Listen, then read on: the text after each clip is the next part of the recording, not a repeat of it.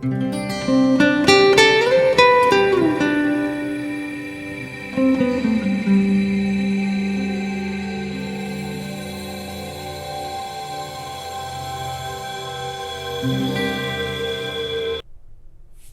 everyone, welcome to my channel and welcome back if you are a subscriber here. My name is Afton and I'm Monty's Tarot Child. Today I have 4 piles picked out for you and we're going to be looking at the energy of a message or something that will be revealed to you during this solar eclipse, okay? The solar eclipse takes place on October 25th of 2022 this year. And it is October when I'm recording this reading.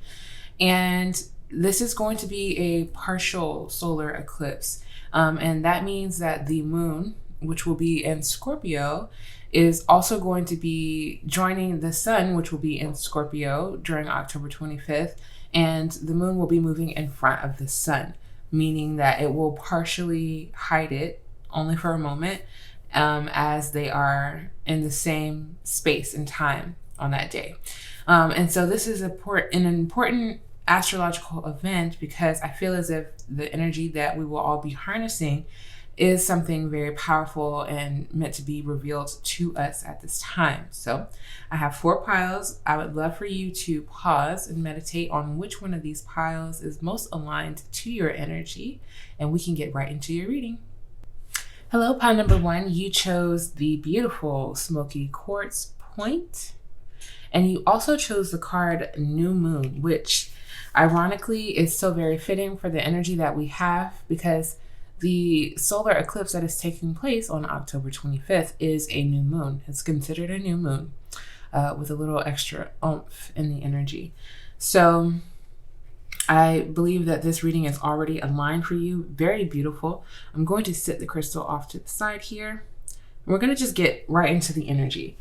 So what is being revealed to you on October 25th and the energy throughout, like it's going to last some time afterwards. And what is being revealed to you during that time is a new beginning in your life. You could very well be planting seeds or have recently planted a new seed, a new idea. And I'm seeing the action of planting the seed as like a very specific action, a very specific step that you have taken or will be taking in order for this new beginning to sprout in your life. And I also see you having set intentions or setting intentions. You actually may be using this new moon in Scorpio on October 25th to set intentions and to be very intentional, very specific, very focused about what it is, this new beginning that you're trying to manifest. So what is being revealed to you on October 25th is a blank page, a new beginning, a new opportunity to grow something that is not currently in your life, that is not currently available to you. I'm going to be looking at the astrological energy of this reading for you. We're going to be using a few different astrological decks just to get the energy and see what it is that is being revealed to you on October 25th and what you are currently manifesting. So you have the 12th house, which is very, very interesting. I do believe that you could be attracted to pile number 4 as well, seeing as they have the 12th house card where you have new moon. So we will look at that energy in just a second. I want to see the direct message that is coming out for you. And you have the Ascendant card, or it is also known astrologically as your outlook. The Ascendant rules over your first house. It is the beginning of your birth chart. It is the zodiac sign that was rising in the sky at the very first moment that you took a breath. So when you hear people say, what's your sun, moon, and rising? Your rising sign is your ascendant, okay? So this card talks about your worldview, your mission statement, the expression that you take in life, the effect that you have on people and atmospheres in your life. It talks about the role that you play in the world, the mark that you will leave on this world. It talks about the attitude that you have when you take certain actions on things, when you are involved in certain experiences. It represents your outer self, your point of view, your body image as well. The ascendant can also represent the aura. You know how people can see like auras around you and see colors that represent your soul. This coincides with the likeness of you. Your ascendant coincides with the likeness of you. So what you're like, how you act, all of your special quirks and things like that, the approach that you take to life, the impact, again, that you're going to have on people and their first impressions of you. So that was quite a lot of information, but I do believe that what this energy is telling me is that you are having a new and fresh beginning on self, on your perspective, on your outlook in the world, which is very, very intriguing to me, very curious. I feel as if there is a new you being revealed to yourself at this time during the solar eclipse. I feel as if your perspective is changing, your worldview, your opinions about things. Quite possibly the way that you express yourself, like your expression is taking a new outlook as well. And with these new expressions, these new statements about self and just your pure assertiveness for a certain identity, this is impacting the people around you as well. They will notice. The ascendant is something that you can't hide. It's like people's first impression about you. So especially in regards to new situations, meeting new people, trying new things, they will get, the energy that you put out first. They will see this initial expression and quite possibly be drawn to this as well. So I believe that this is something that you are manifesting for yourself at this time. It's just a new outlook, a blank page on how you want to see the world, how you want to interact with the world, how you want the world to see you as well. I feel like you could be coming into new acceptances or realizations about your body image if this is something that has been difficult for you in the past, because it does stand out to me with the ascendant here. Let's see what the 12th house has to say as well at the bottom of the deck. So it does talk about surrendering, which again, pile number 4 has this card from a different deck. So you have the subconscious mind here on the bottom of the deck. We have compassion, dreams, and karma, which all have to do with 12th house themes. We have forgiveness. And along with that comes the emotional baggage that we need to forgive most of the times. We have trance-like states, which the 12th house is ruled by traditionally Pisces, and Neptune rules over that house. In astrology, that just means that when it comes to 12th house matters and the things that take place in your life, there's like this trance-like state, this unclarity, the unseen, as well as what the 12th house talks about. Healing, spiritual development as well is ruled over in the 12th house.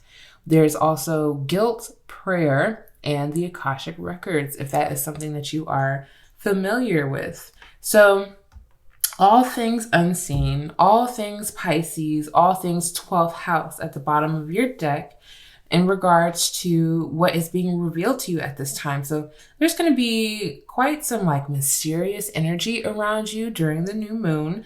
Very much so. I chose the word revealed to, kind of signify what is taking place in the sky. But to me, your occurrences are going to be more mystical. You're going to definitely, you're going to be seen, of course, with the ascendant here. People will see certain transformations taking place in your life, but they won't know where it has stemmed from, because it'll be more so an internal a transformation, a subconscious transformation that is taking place for you. And I think you're learning more about how to do this compassionately, especially with the ascendant here. You could have been or could deal with from time to time just being very,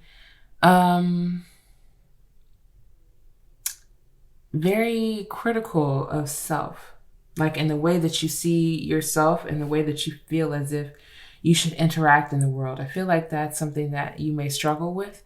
And so with compassion being represented in the 12th house, I think this is something that you're trying to unlearn, redo, clear the slate of being less critical of self and more compassionate in any way possible. I feel like you will be doing a lot of dream work or writing down your dreams, remembering them in general, whether they hold messages for you, intuitive or psychic messages for you, is, dependent upon you and what you feel as if you take from your dreams. But it is coming up as something that may happen during this time, something that may be very revealing for you at this time. It could be revealing in the sense of like certain behavioral patterns that you notice in the dream world that reflect certain actions that you take in your waking world as well. So it could get really deep. It could get very spiritual for you during the new moon. And this is all very much so intentional. I'm going to look and see what else the Oracle has to tell you about this time for you, and to see what this Scorpio new moon is revealing to you on October 25th. Okay, so at the bottom of the deck, you have mutable energy. We love that. And you have Taurus. Okay, so the mutable energy is represented by the mutable signs of the zodiac. Mutable meaning going with the flow. You have Gemini, Virgo, Sagittarius, and Pisces with more surrender, fluidity, and welcoming change at the bottom of the deck. So you have a lot of surrender at this time. It could be that you are actively trying to manifest a life of ease and surrender, emotional surrender. It also feels like as well, but just, I feel as if it's such a direct message of like you're kind of interested on the specific day of the new moon of taking a day of rest. And if that is something that has been in your mind, trust your intuition with the Taurus energy here. You also have trust, patience, and sensuality in the Taurus energy. So I think that it's going to be a very sensual time for you, in the sense of your senses definitely being activated, your senses being not overwhelmed, but activated and enlivened. You are being asked to trust the process of something during this new moon as well. It could be a releasing process where you feel like your senses are overwhelmed. You do feel emotional, quite possibly, and you're not really knowing how to release. Be very patient with yourself in that. But in general, overall, in regards to planting seeds and new beginnings sprouting and you looking for certain signs, be very patient with this, especially with something as broad and big as the rising sign being an astrological representation for you. You can't explore the world in one day. You can't learn it all in one day. You can't experience it all. You can't experience a lifetime full of pleasures all in one day. So this is something that's being revealed to you during the new moon, is to be patient with this process as it is unfolding in your life.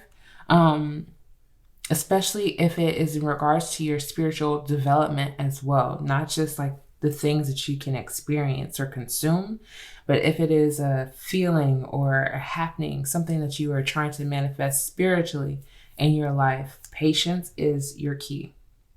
It is your key.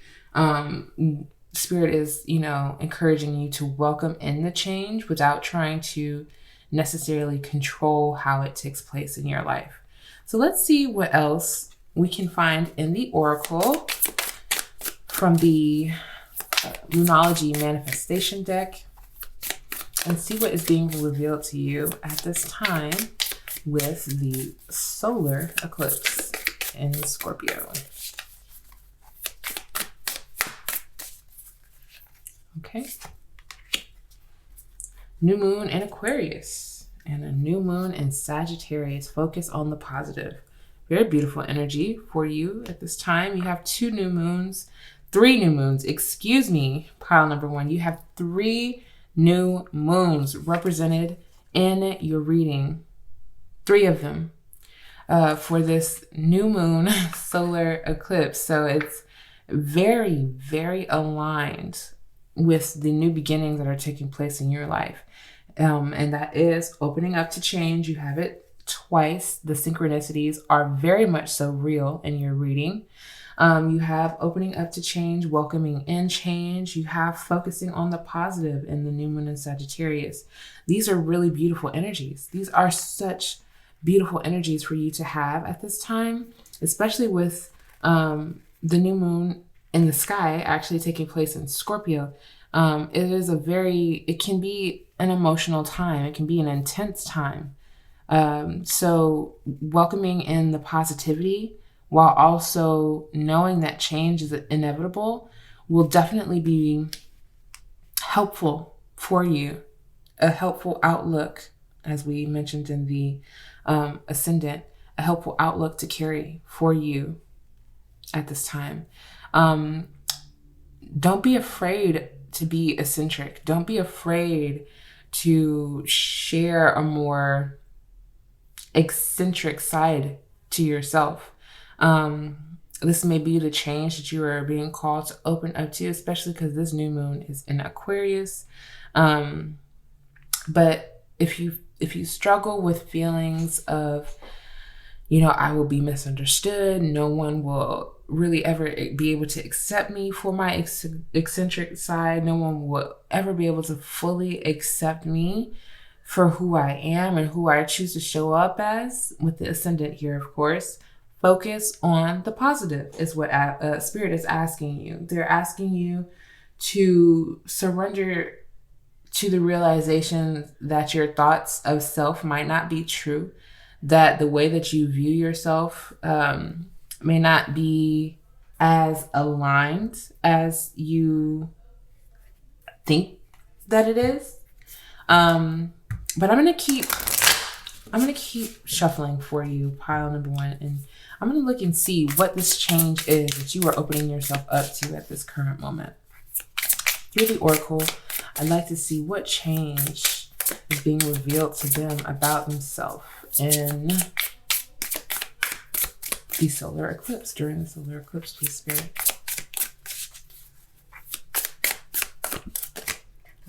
Just one. I just need one. I'm going to go in and pull it out, pile number one. Let's see. Shadow work. Oh, yes. Just lovely, lovely, lovely, lovely. And you also have contraction, okay? So we're going to get all into it. The shadow work is such a beautiful card. You have integration, healing, and soul retrieval here in this beautiful card. And I do sense that with your shadow work, you are retrieving parts of your soul that has been missing from your life for some time. And you have missed it. You have missed parts of yourself, parts of, an outlook of the world that you possibly may have had to retire just to survive in society and to survive in life. But either way, it's like with shadow work, it is a deep and intimate and personal process. I can't possibly begin to fathom what it is that is a part of your shadow, but I can tell you, pile number one, that everyone does have a shadow. Everyone has a shadow side. We are not all light. We are human, and we all must take the time to heal our shadow every now and then. I do not believe that it is possible to completely ever heal the whole shadow. Again, we're still human. We're allowed to have flaws, which is why I believe we were made this way. But to be able to integrate certain flaws with a healthy lifestyle is something that I feel like we all are aiming to do at this time, especially all of my pile number ones. You have 3 new moons, you have the shadow work card, and the ascendant, which tells me that you are very aware of how you appear to other people. You are very aware of how you come off. It could be because you have a very a shadow side that you don't let a lot of people see. Either it's like you keep your shadow very much to yourself, or sometimes, when you aren't in control, the people closest to you see that shadow side, and it's just like a little peek. They don't even get the full shadow, which is something that you sit with every day. But they only get a peek, and you feel bad about your shadow, I think, sometimes when you let other people see it. Meanwhile, people are walking around showing their shadow side, like no qualms about it, no worries about who gets hurt in the meantime. And I feel like that's not necessarily, like, you're being revealed. Yes, during this new moon, it's being revealed to you that you shouldn't necessarily deem your shadow as negative off bat, especially if you are a person who tries to harmonize it in a way in life that it's not detrimental to other people, but it actually shows and teaches other people how to work with their own shadow. I think this is a real deep message for you, pile number 1, on like what it is that you will be experiencing and taking place in on the solar eclipse. You could, again, I thought that some of you could be manifesting with this new moon, and with the shadow work, I sense that even more now. Like, you will be doing a specific kind of magic with the new moon, with the solar eclipse, and it will have something to do with the aiding and healing of your shadow. I love that for you. And at the bottom of the deck, with contraction, you have inner world, mending, and being. Okay, so, and of course we have Saturn's energy here at the top corner. In the contraction card, I just see more healing, especially of your inner self, your inner workings, your emotional self. This could be an emotional time for you, even when you're trying to stay on your path. You're trying to be dedicated to your work and the service that you provide to other people. I do still see it as an emotional time with this water right in the corner, and she's clearly swimming underneath water in the shadow. The shadow is our watery side. It's not dry land. It's all the depth of our emotions that we don't express to other people. It's all of our memories. It's all of the bad thoughts that we've never told anyone, or that we have told someone. And again, we know how that went. But your inner world is your sanctuary at this time. That will be revealed to you heavily during this new moon, where you will be taking just time to yourself, to observe your emotional playing field, to observe like what is going on within you emotionally. And this is something that I feel like is important to you because you're building a new relationship emotionally with self. I feel like,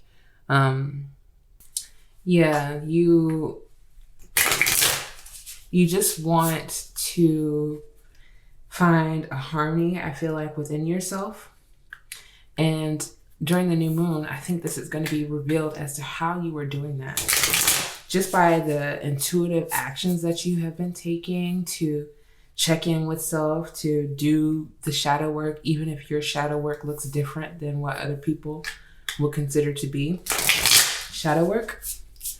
I feel as if you have been very intentional, and up until like you are moving with a certain intention. That's really what I'm picking up. But I'm going to look into the tarot And we're going to see what is being revealed to you with this new moon. Okay, you have Six of Swords with earned success and Aquarius energy here once again. You have Mercury and Aquarius energy. And so the Six of Swords being labeled as earned success is very interesting to me. But it makes complete sense if you know the traditional Rider-Waite. This is telling me that you have been able to successfully move away from certain thought patterns that are no longer beneficial to your spiritual growth and to your spiritual development. It has taken a lot of trust to understand that moving away from certain thought patterns was for your highest good. It's taken a lot of patience, I feel like, for you to get to this point. And this is being revealed to you at this time for you to know that you have earned this mental freedom, this mental escape. You have earned it by learning self, by deciding that your thought patterns and habits cannot control you, that you are more in control than you realize. And with a healthy amount of shadow work and, realization about yourself, this has been something that I'm not going to say it's easy. I'm not going to say it's been easy for you to do, but it has been a joy for you to be able to do it with the Three of Cups at the bottom of the deck, just because Princess of Disc or Page of Pentacles, just because you are learning so much about yourself and learning so much about your process, learning about your strength, learning about your strength of mind, learning about yourself, and it makes you feel good.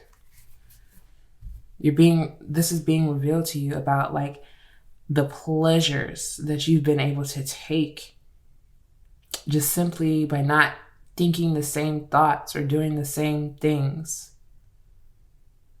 Allowing change, welcoming in new things, a new way of being, a new way of thinking, a new way of celebrating yourself or holding yourself.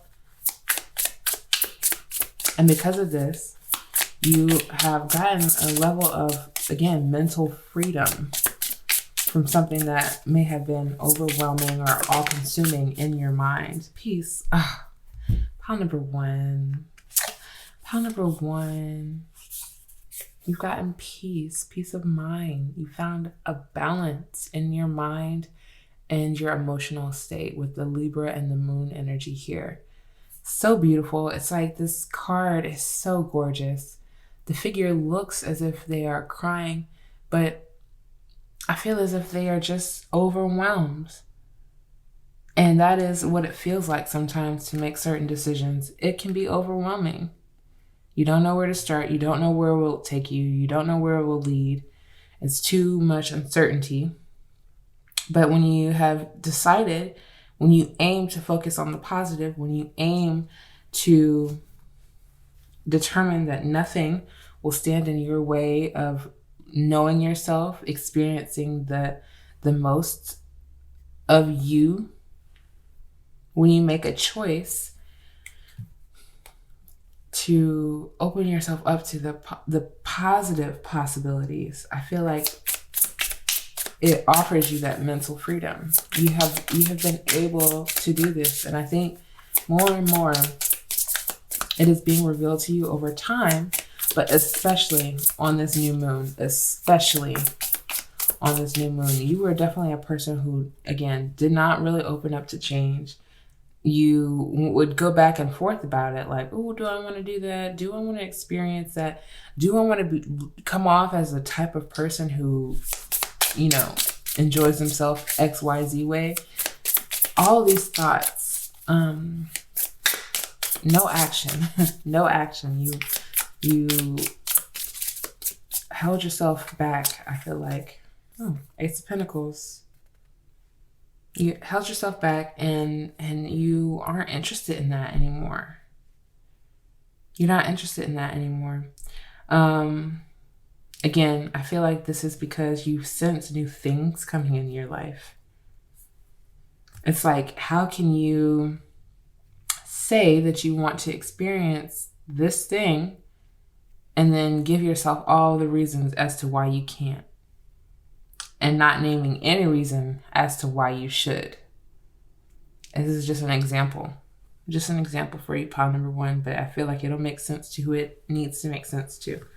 So I think you're definitely just taking control over those dominating thoughts, setting intentions to let them go healthily, let them go in order to receive something new in your life with the Ace of Pentacles here. And what that new thing is could be material. It could just be a new realization about yourself, a new outlook on self, on your body, how you show up in the world. You really want to let go, I think, of certain conditionings. 7 of Pentacles with patience again. Saturn energy here again, because you had it at the bottom of the deck. And Taurus energy here again. Again. It's so precise. It's so concise. Your message is very much so adding up.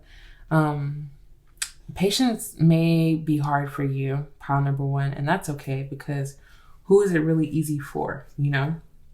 Monks have to learn how to be as patient as they are, and it is a lifetime of learning that they sign themselves up for. So to carry patience in a regular world situation is even more difficult and should be taken slowly. Your learning process around patience should be taken slowly, ironically. Queen of Wands at the bottom of the deck. Beautiful energy. We'll get right into it. You're very passionate, very fiery, I want to create, I want to experience, I want to live kind of being. And to build the life that you want to show up fully in, that you don't want to second guess or doubt, that you want to enjoy every pleasure in, again, without, worrying about how you are appearing to people while you are enjoying your life. You want these things to be in your life, to be in existence, and it is. And it is taking patience for you to build a certain level of confidence. That way no one else can, whether they're looking at you or not, whether you're being perceived in a certain way or not, it won't matter. It won't stop you from doing what you want to do like it has in the past. You're moving away from those habits. You're making a decision to say, I'm going to focus on the positive. I'm going to enjoy the most out of this moment, because moments like these aren't replicated. It's not going to be the exact same in my life later on in a different time. So I want to experience this moment as fully as I possibly can. And you absolutely are. This is something that you're manifesting to do. And I feel like it takes a little bit of surrendering on your part. Again, surrendering what you know, surrendering how you feel like you should show up a certain way. Okay? I think that these are transforming for you.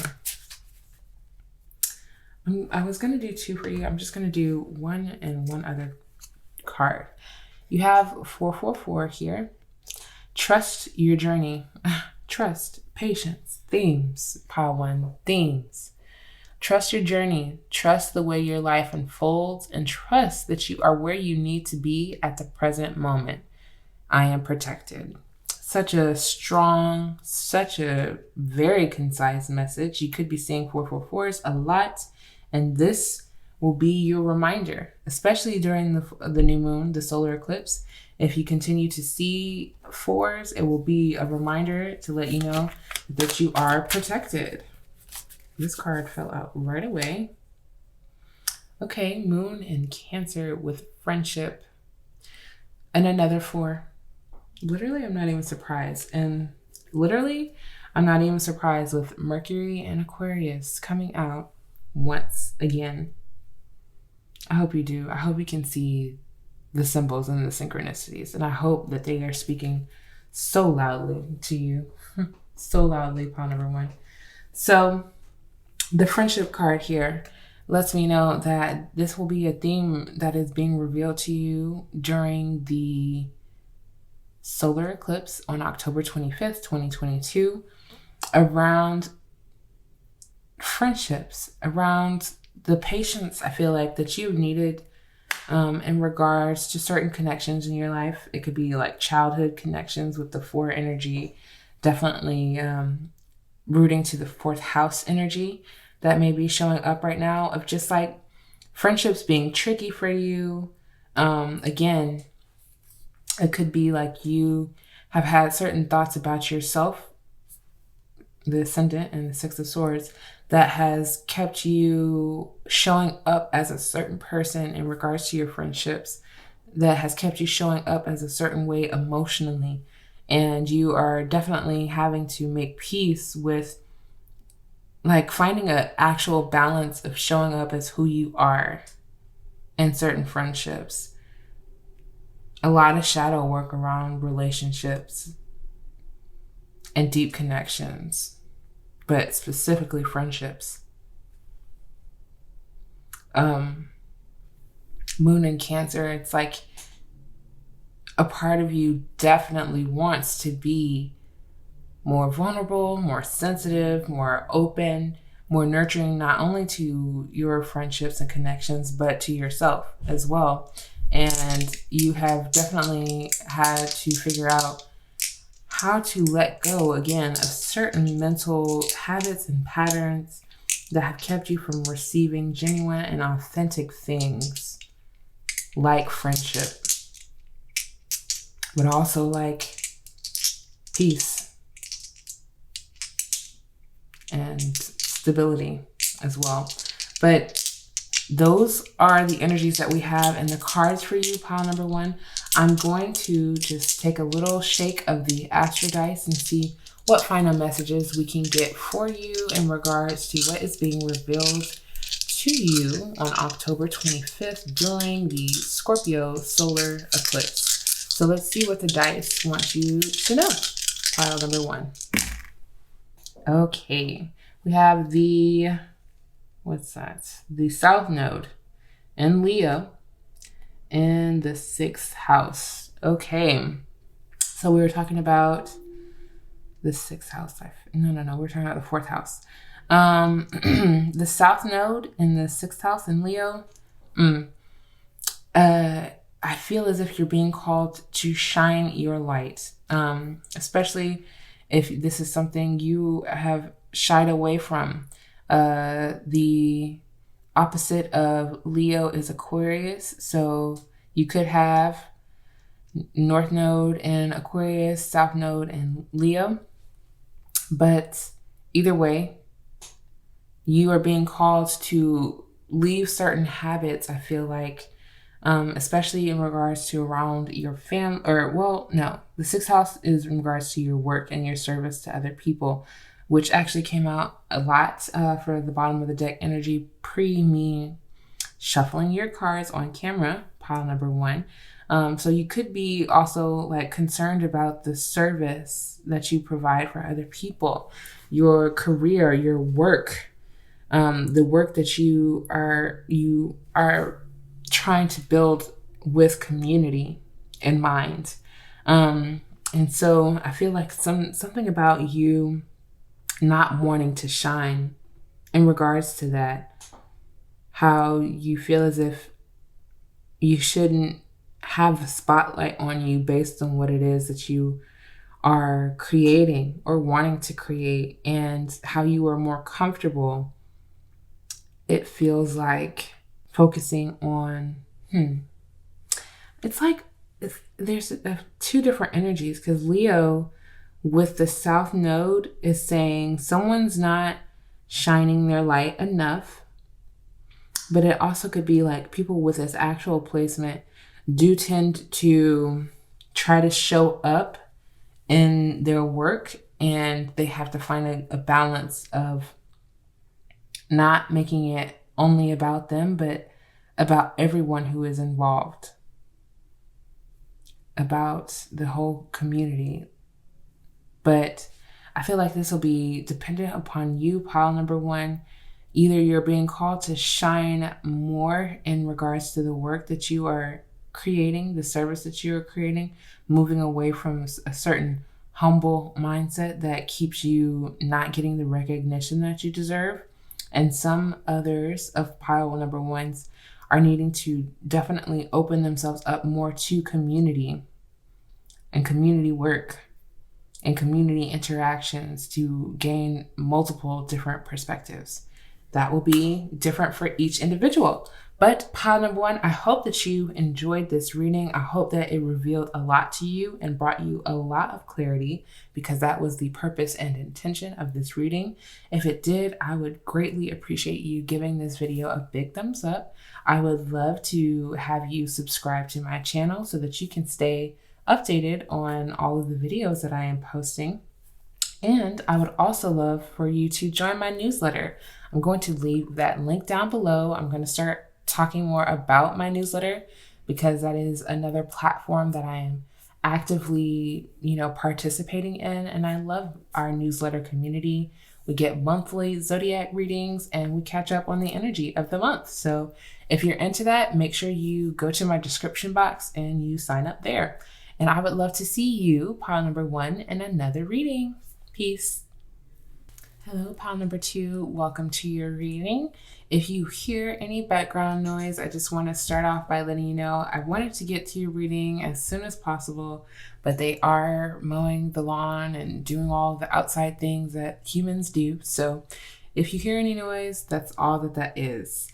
Welcome to your reading. You chose this beautiful crystal, which I actually still don't know the name of. I'm gonna put it right over here. And you also chose the card sextile. And so in astrology, a sextile is the aspect between two planets. It is around 60 degrees. So that means that either way, the planet is placed, it's 60 degrees from another. And that means that they are sextiling. It means that the planets are in harmony together. And so with this card coming out as your overall energy of what is being revealed to you at this time during the October 25th solar eclipse 2022, it's telling me that there is an integration process that is taking place in your life. You are feeling very cooperative. You're feeling, cooperative to the energy. You're feeling cooperative to other people's perspectives.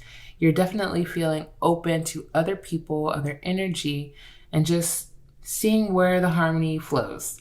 So this also is in regards to certain tools that you have in order to aid this harmony, certain skills like, your communication skills and your interpretative skills as well. Also, this is also connected to ingenuity. I struggle with that one. Harmony and empathy. Okay. So these are the energies that are going to be around you during this new moon, during this solar eclipse. And it is always going to be in regards to like an other. A sextile is an aspect. So this is, between you and other energies. So that's people, places, or things. Pile number two. Let's really just get into the astrological energy. I'm going to start off with another astrological. Wow, I'm a little tongue-tied. I'm starting off with another astrological deck to see what the energy will be like around you during the new moon. So let's see what Spirit wants you to know about this message, what is being revealed to you at this time. Pile number two, please, Spirit. Thank you.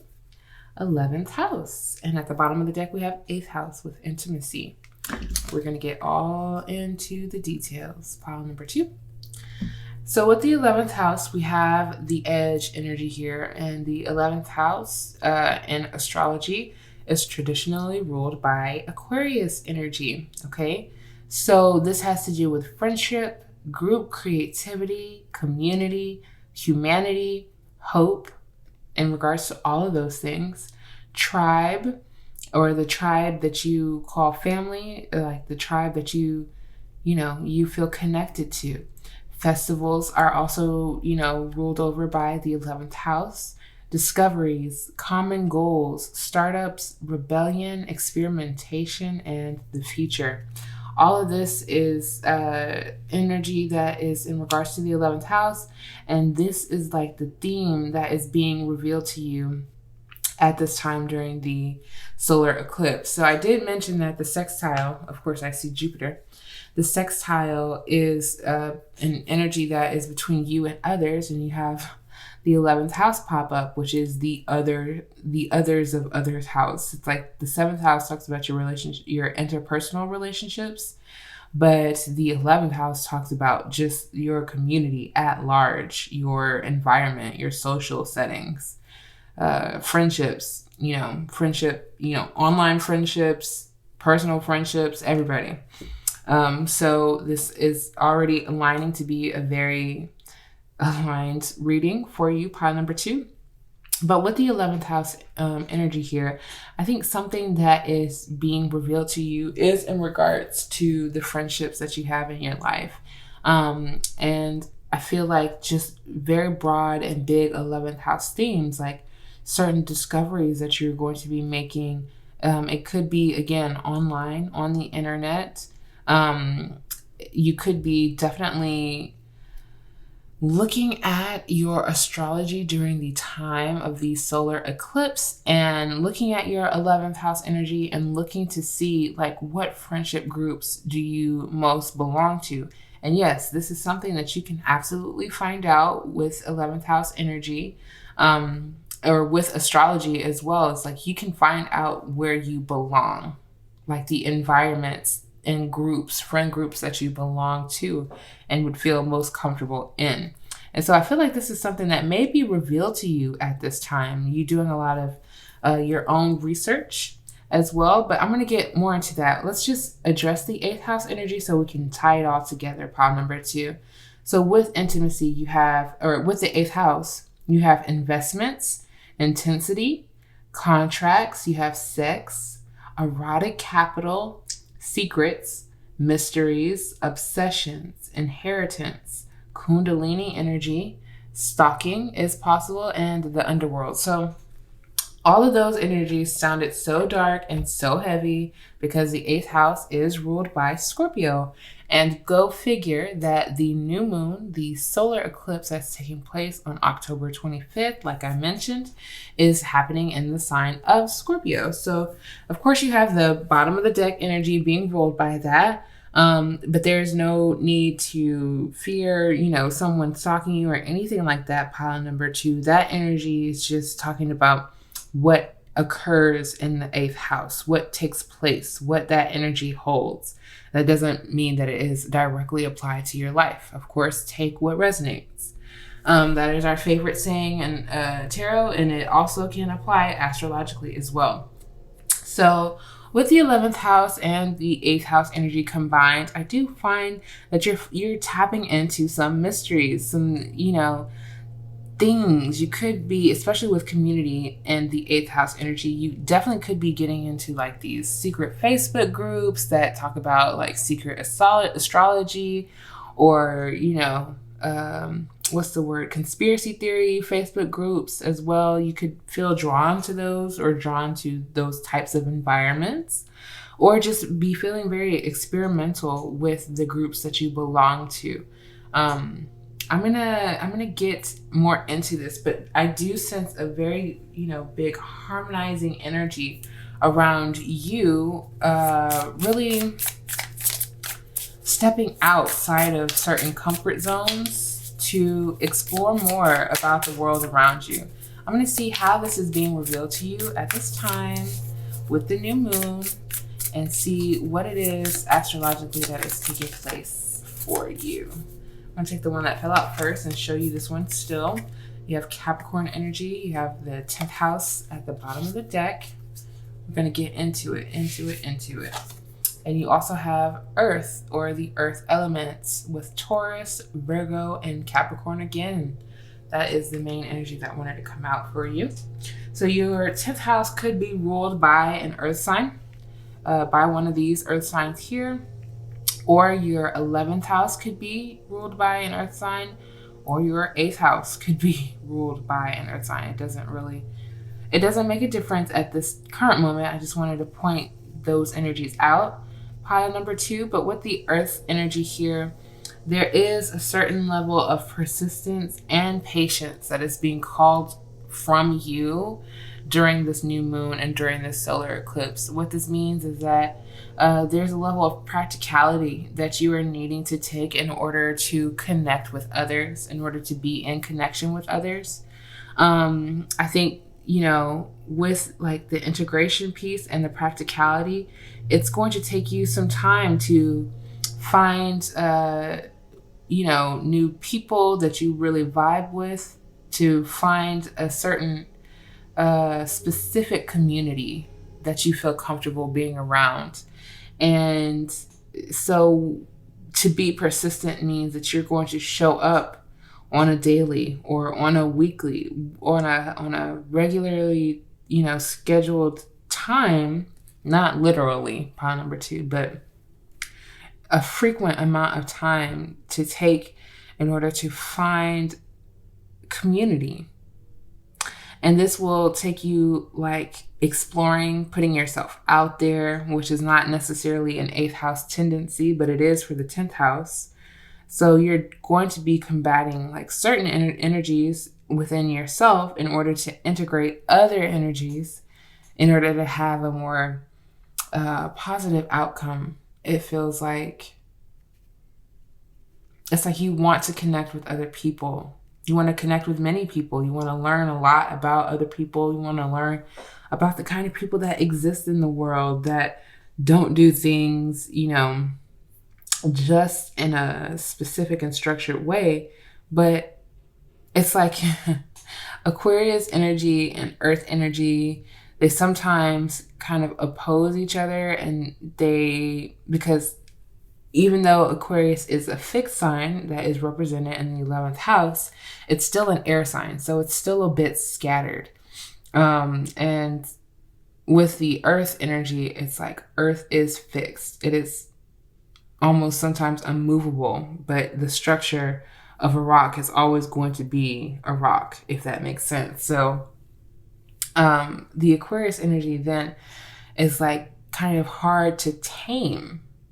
It's hard to tame because Aquarius will do what it wants to do. And that is to be in community. It is to experience like everybody. To say that they were able to experience. They want to discover new things. And that tends to happen through people. Through conversations with people. And I feel like this is what's being revealed to you at this time. Is like, if you want it, you have to go and get it. You have to be in the atmosphere. You have to be in the room to have the conversation, if that makes sense. And so with the 10th house at the bottom of the deck, there is structure and discipline coming into your life around your career. Your life mission is becoming more clear and being revealed to you at this time. And accomplishments around your career are being highlighted. So you definitely have a community that you are trying to build within your career. It's like you want, your customers to be your friends and vice versa, but not just like in an extractive way. You want it to be in a family way, in a like-minded way, where people come to you for your service. They value it. This is what you are manifesting. This is what is a goal for you, I feel like. And it's being revealed to you how that is occurring in your life during this solar eclipse. So I'm gonna keep going because I feel like we spent some time on these 3 cards. I'm gonna build a broader story for you. So let's see what else is being revealed for you during this solar eclipse. Okay, it flew out for you. Lots of earth energy already. Aries. Okay, so you have first quarter moon in Virgo and you have last quarter moon in Aries. Very interesting. Work through your feelings with the Aries energy here, and you don't normally see Aries or any like fire sign really being told to be emotional or express emotion. because they're more so like definitely a physical zodiac. They're more so like focused on drive, ambition, creating, starting, initiating, and that you rarely get to see them be emotional or be emotionally in tune. So I find it interesting that this card is showing up for you, pile number 2, but you are being called and being revealed at this time during the solar eclipse to work through your feelings. And at the bottom of the deck, it says assess the situation. And with Virgo energy and there being an assessment of some sort, I feel like you are being asked to look at a situation, but to look at all of the details of the situation, and to work through your feelings around that. I'm going to definitely look and see what the situation is for you, pile number 2, so that you don't leave this reading with any confusion.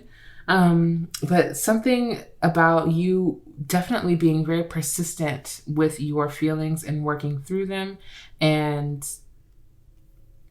doing that with community though, because the 11th house is not a private house.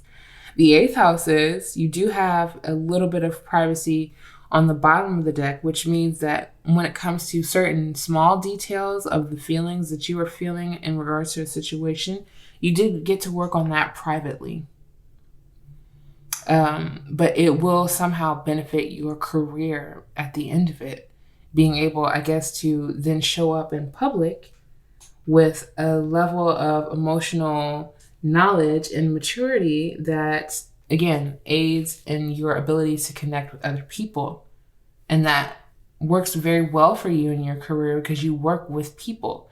So you want to be seen as someone who is emotionally adept, who is not emotionally ignorant to other people's feelings, and who can also communicate their own feelings very well, very clearly. And also be very like persistent in encouraging other people to show up this way as well. But even more details. Let's see what Spirit wants you to know about this time. And then eventually we will get into the tarot and have very specific details for you. Pile number 2, please, Spirit. What is being revealed to them at this time?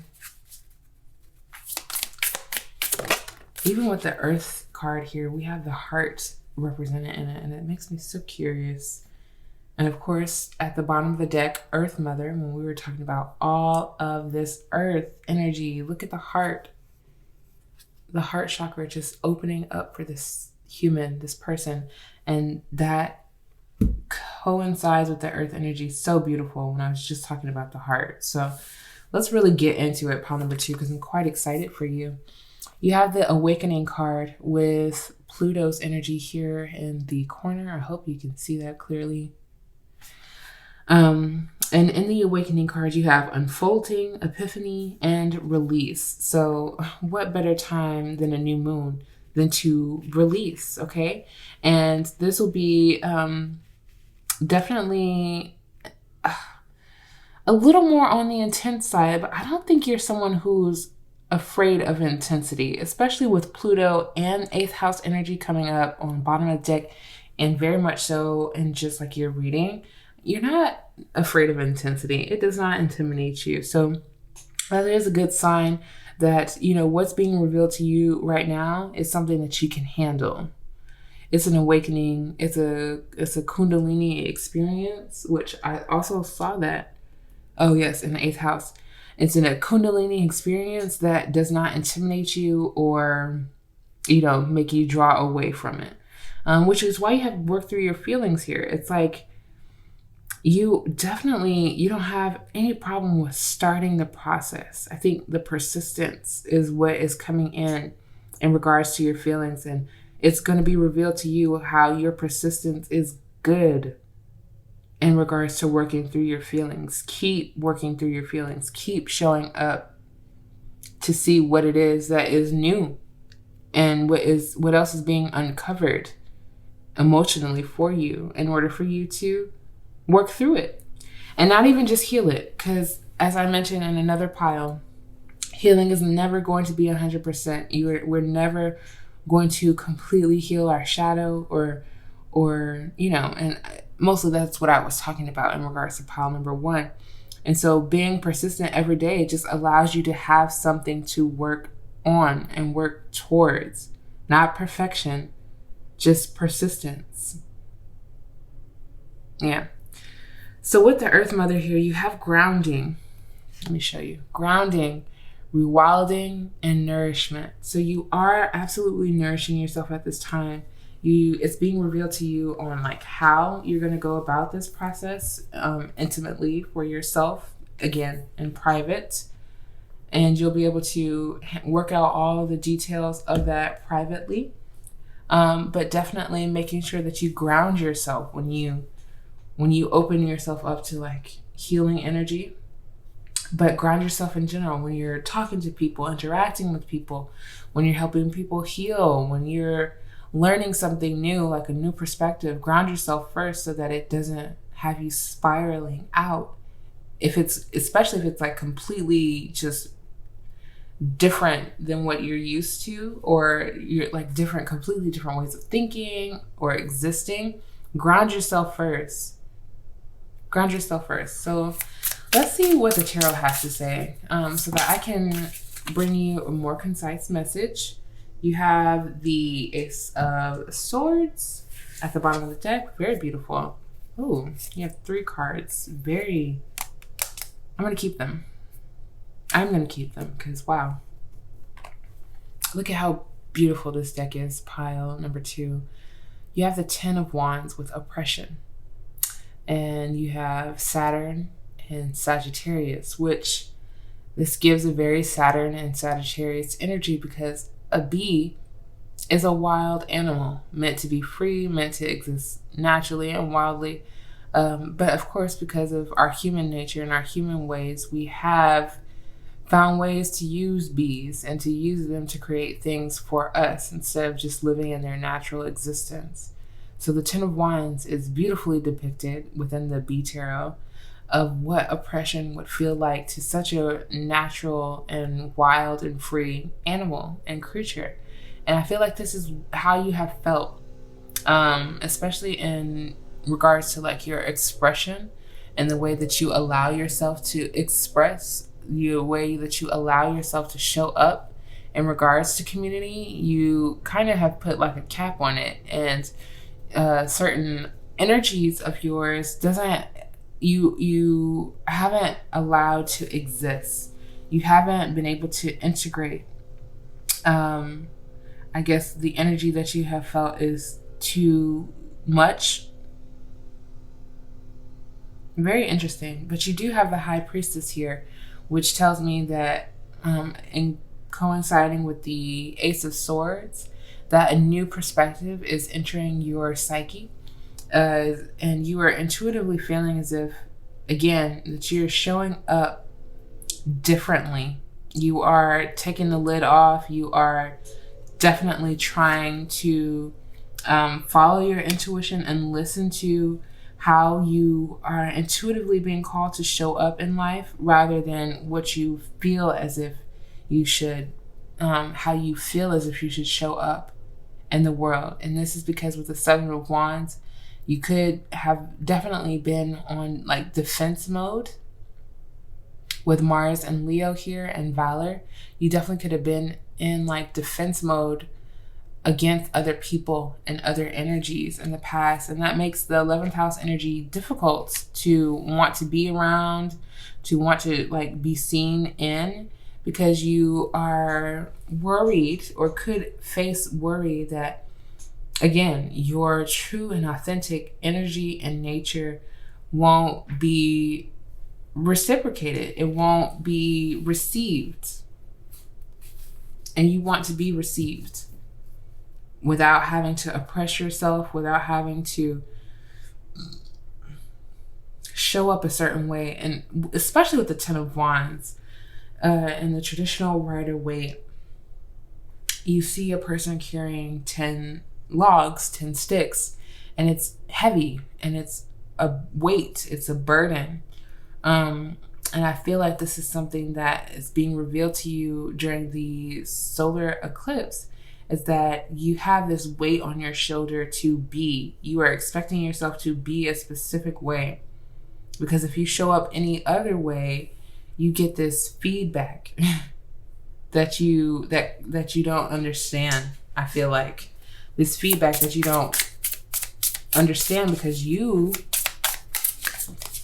have just tried to show up authentically. So what is all of the other energy? 5 of Cups with disappointment at the bottom of the deck. Scorpio and Mars energy again. Mars. You have the 8 of Cups with renounce, Pisces and Saturn. A lot of Saturn energy, a lot of Mars energy. And those two, they're, every planet, I believe, teaches us something. So Saturn is here to teach you to work with less, typically, most times. It teaches you to enjoy the limitation, or it teaches you how to enjoy with certain limitations in your life. But it restricts you for your own good. If we had too much of Jupiter's energy all the time, we'd all be overweight. We'd all be excessive. So Saturn's boundaries have been necessary, and especially in regards to renounce. You renouncing certain emotional beliefs or behaviors, like carrying all of this weight on your shoulders. That is something that you would need Saturn's help with. Without Saturn's help, and again, with just a direct example of Jupiter, we would not be able to walk away from certain things that don't align with us. We would just take on more and more. We would take on the unaligned. We would take on the aligned. We would take on things that aren't even necessary to be in our energetic or emotional atmosphere. So with Saturn here showing up twice, it will take you, again, persistence and patience with self in order to release certain emotional habits, to release certain things that you do that keeps you from working through your feelings. And this will be very clearly and strongly revealed to you. I do believe it during the new moon solar eclipse. It could be in the instance where something triggers it. Let's just use that word. I was going to set it off, but triggers it. With the 7 of Wands, the 10 of Wands, and the 8 of Cups, these aren't easy energies. But the High Priestess is not someone who necessarily deals with easy. Again, we mentioned it with Pluto. You aren't afraid of intense. You aren't afraid of unexplainable. You you are a High Priestess. You work in this energy. So you have the ability to go with a certain kind of flow, even with all this earth energy that feels really heavy. Earth and, wands, the 10 of Wands being represented by just this heaviness itself. You have a lot of fire and earth represented. So you could be a Sagittarius, Leo, or Aries, or again, a Taurus, Virgo, or Capricorn. And we even have the Pisces energy here again. So the High Priestess is the awakening card to me. You're going to have a lot of epiphanies about yourself emotionally. And it's not going to be easy. You've had a lot of disappointments in your life with the 5 of Cups at the bottom of the deck. And so you have to move away from those memories. You have to move away from that disappointment. You have to let it go. And that's what's being revealed to you at this time during the solar eclipse. The 11th house energy just tells me that it's, again, partly going to be in private. You're gonna have that opportunity to heal yourself emotionally with no one else watching, but it will be evident to your community. 8 of Swords, and it's because they're going to see you really stepping out of like self-doubt, really like removing any channels of interference that you sense in your life. We did mention Jupiter, and of course it wanted to show up with this Eight of Swords, just letting you know that there is more. Like, even if you feel restricted, and we talked about how restriction is a good thing, it really does help put things in perspective for you in order to know that where you need to be restricted, where restriction is necessary for growth. At the bottom of the deck, you have Two of Cups with love, Cancer, and Venus. And I do believe that you are feeling the love. You're feeling the love from your community. You're feeling, all of the, what is the word? It's like when people are like hyping you up, you're feeling all of the encouragement. You're feeling supported by your friends, by your chosen family, is what I love to call them as well, your community. You are feeling a lot of hopefulness of being able to let certain things go. And again, show up very authentically in certain connections, especially the intimate ones, with the Two of Cups being at the bottom of the deck, which doesn't always represent 11th house. I feel like Two of Cups is its own separate energy. It's very intimate. It's sometimes represented as you and self. So that relationship is definitely transforming at this time, but also you and like the people that you are closest with. So the people that you may live with, if that is a transformation that you sense is happening, or just your very, very close friends, the ones that you don't have to just focus on seeing on the internet, if that makes sense. So I feel like those are some really big things that are being transformed for you, being revealed for you at this time. A lot of things are going to be happening internally. People aren't going to see certain changes that are taking place within you, because the High Priestess, it's like you are going through a lot internally, mental, emotional, and you feel at odds with certain things externally, but it's integrating. It's all coming in together to give you a different perspective.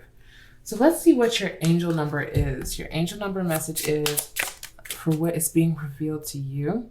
Okay, so quick. It like flew out, and I know you saw it.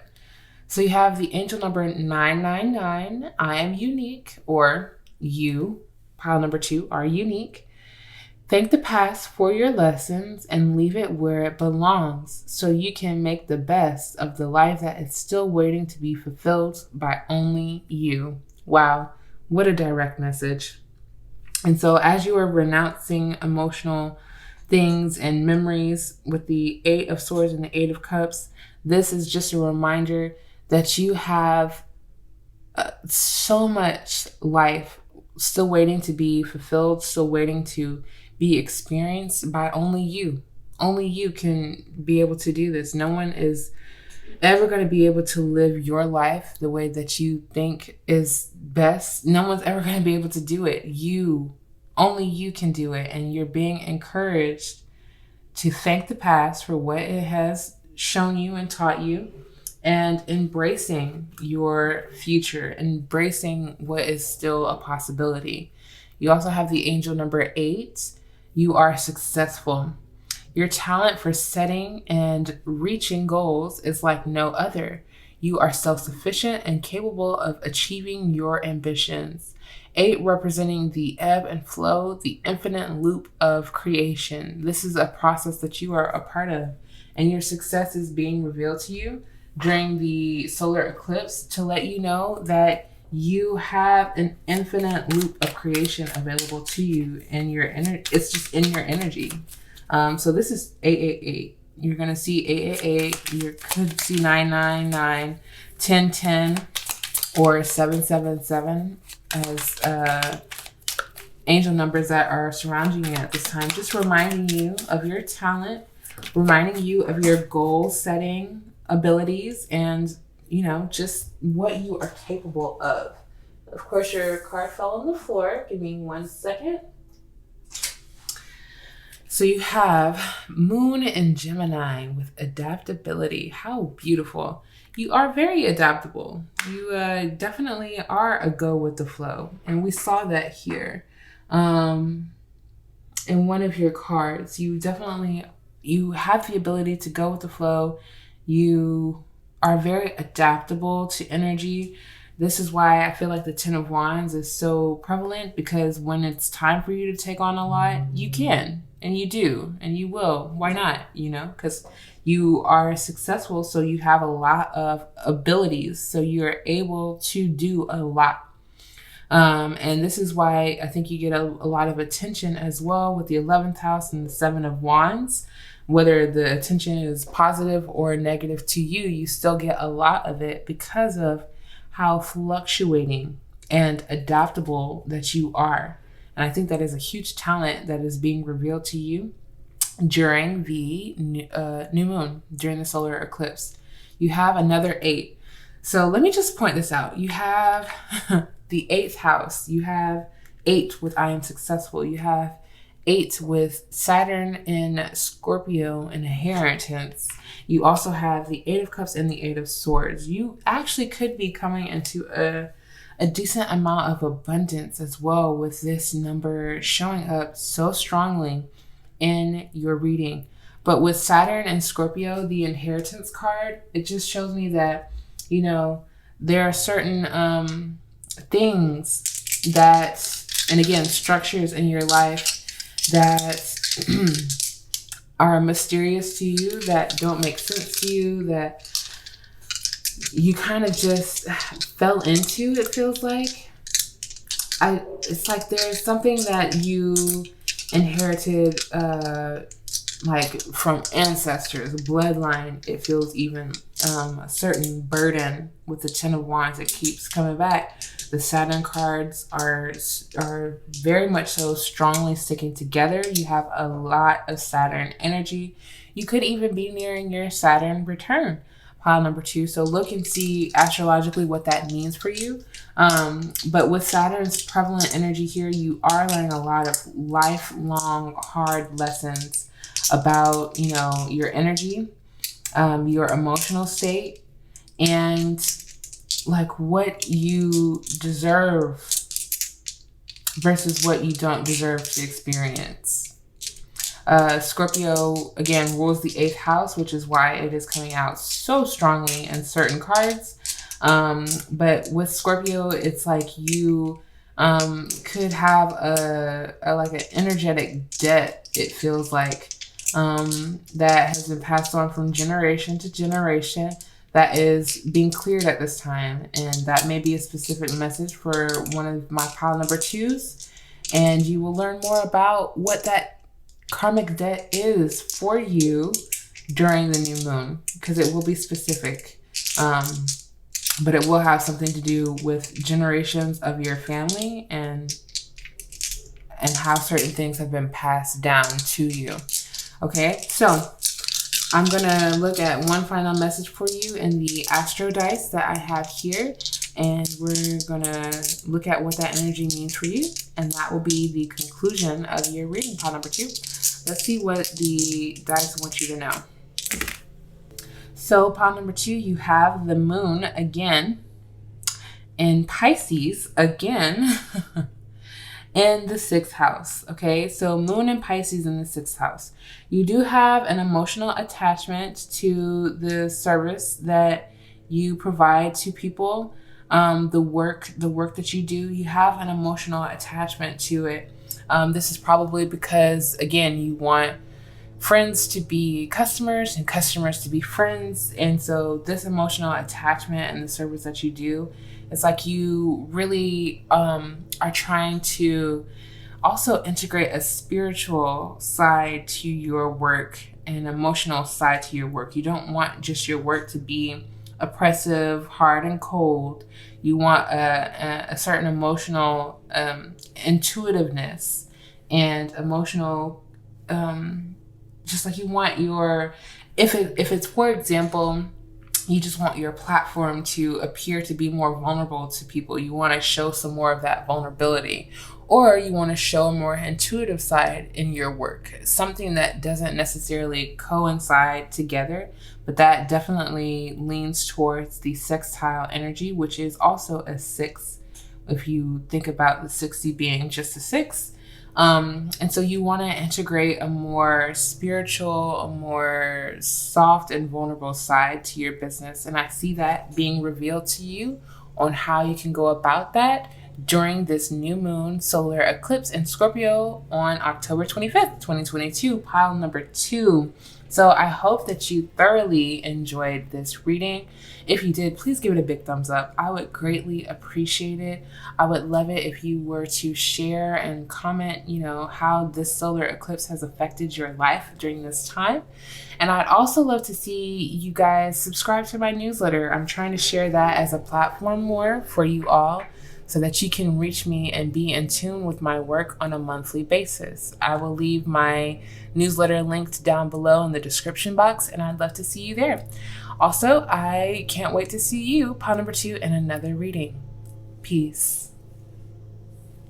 Hello, pile number 3. You chose the beautiful Tiger's Eye crystal, and you also chose the card Vesta with devotion. Okay, I'm going to put your crystal right off to the side, and we're going to get into the energy of what is being revealed to you during this solar eclipse. So with the Vesta card here, your devotion is coming in to realization, into your awareness on October 25th, 2022, because that is when the solar eclipse is taking place. So of course you will also possibly feel this energy lingering after the actual solar eclipse as well. So the theme of this time for you is your devotion, your passion for something that is being revealed in your life at this moment. This is something that you are going to be very passionate about. It is absolutely, it feels almost like a part of your purpose with this spark or this passion being awakened within you. So I'm going to look and see with the oracle cards what this could possibly be for you, pile number 3, and how it will be revealed to you at this time. Pile number 3, please, Spirit.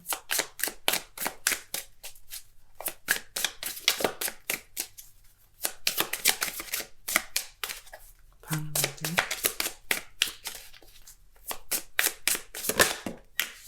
Okay.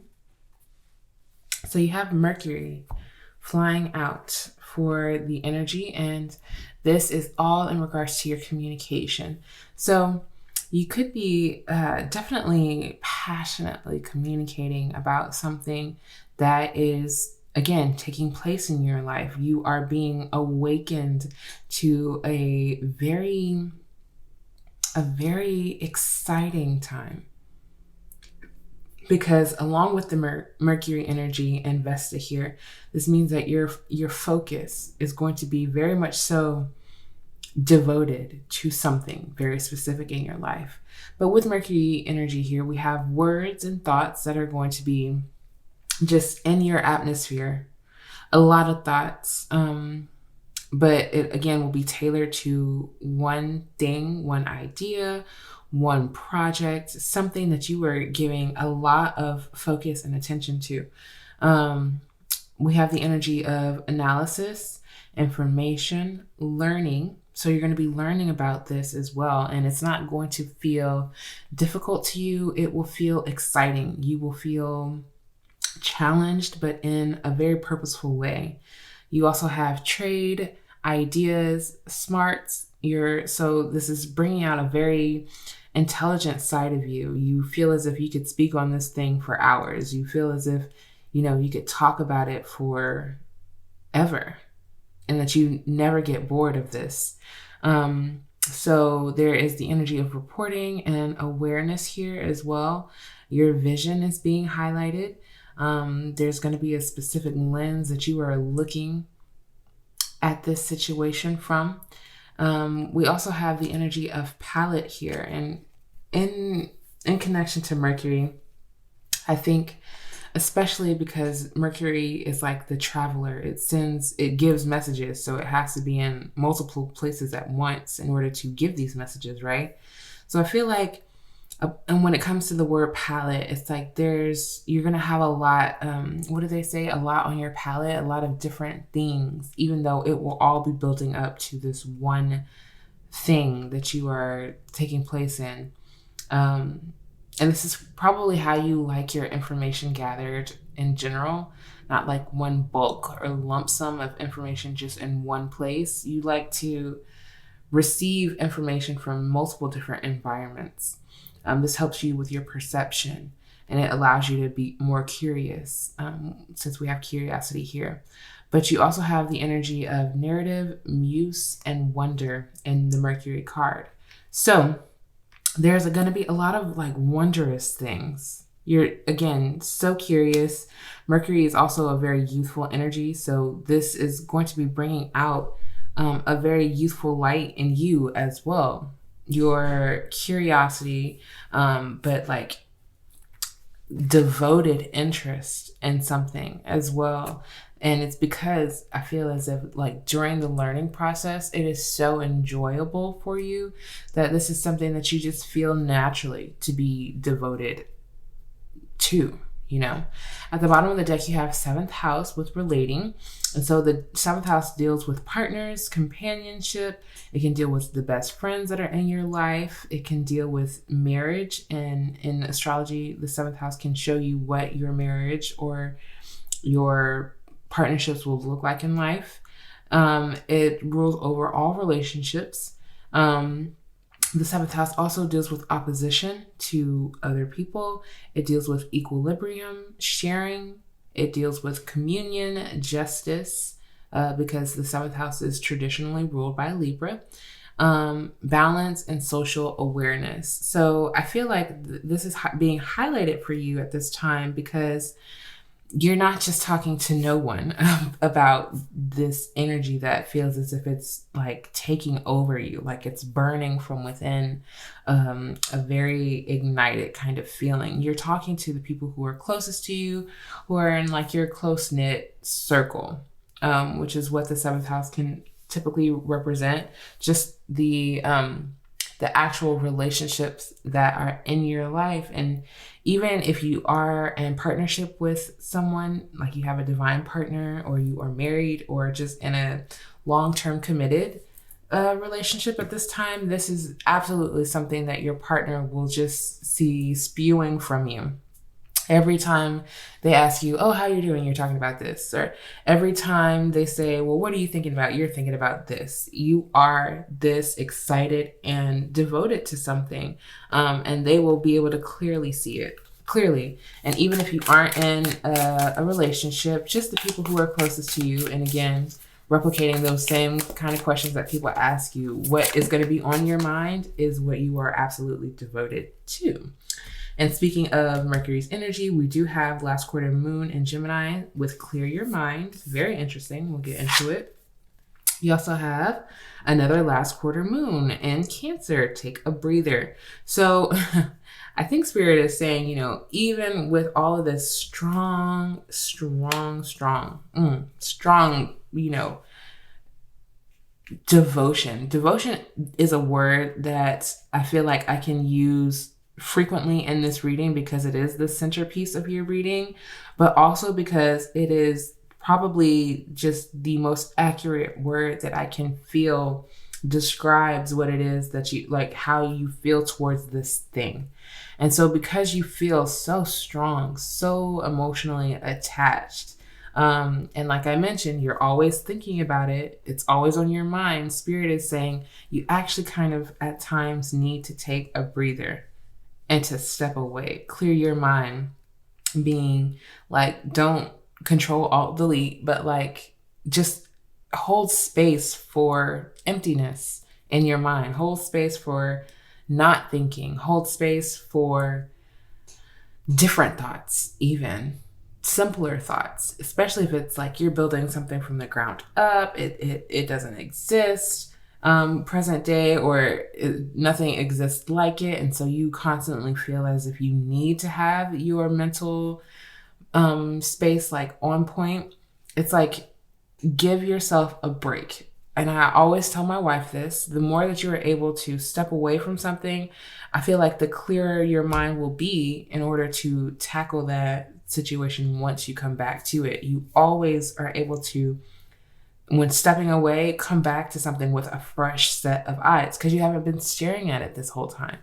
You haven't been, consumed by it.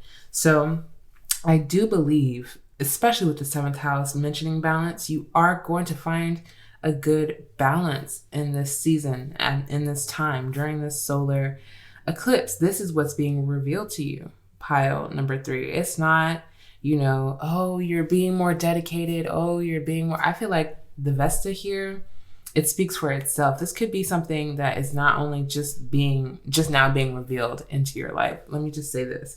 This could be something that this devotion has built slowly, and this curiosity is well earned because it's been with you for some time. But either way, whether it's a new or a continuing energy in your life, you do need to take a breath, a break, a moment to yourself to just be, to just allow yourself to be, and to not necessarily be in action. Very interesting, but to be in like a meditative state as well. Do I want to keep both of these? You have the healer with Virgo energy, and you have the trailblazer with Aries energy. I'm going to keep shuffling because I believe there should just be one energy for you to really give a concise, message. There you are. Let's see.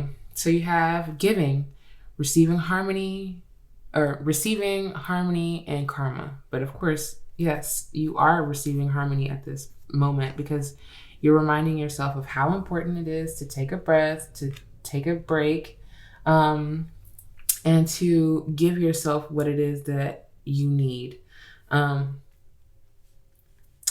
And like I was mentioning of you finding a balance, I do see it replicated in this card here where you're an ebb and a flow, a give and a take. You're really trying to find that balance so that you get to continue to love what you do, so that it doesn't wear you out, so that it doesn't burn you out, or that you become exhausted, or again, you feel as if you're looking at the same thing every day and nothing is changing.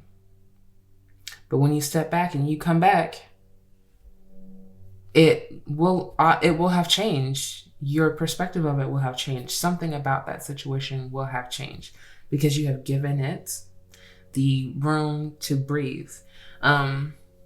With karma here, find it very interesting because I do believe that, like I mentioned, this is a part of your purpose. What you're being devoted to at this time is a part of your purpose, and it's almost like karmically so that you are meant to find this balance in order to ensure that this thing exists. And for a long time, it feels like. Let's see. And it also feels like, especially with Mercury here, which is it is one of the planets that switches through the zodiac, typically faster than some of the larger planets, but still not as quickly as the moon. So I believe it's Mercury changes signs every 2 weeks, 2 to 3 weeks. So I feel like this is like a symbolism of like the timing that you see changes within and it's so specific. I'm not sure why it's coming up, but it's like every 2 to 3 weeks you see something changing. Even when you're like dead focus with this devotion here, it's like something's always changing for you, which means that this message is able to reach you and understanding because you yourself, I feel like, have seen it as well. Like think back 2 weeks ago to whatever it is that you were doing, that you were so devoted in. And if it was already in existence in your life, pile number 3, think about the differences that you have made just up until these last 2 weeks. And this should be able to allow you to take a breather, to really be like, okay, wow, she's right. Like, I've done a lot, and I don't have to continuously be like on. Like, what I'm building, I can now allow it to give things to me and allow, me to receive, which is a moment, a break, an opportunity to relax, because you've been very dedicated. You've been very focused.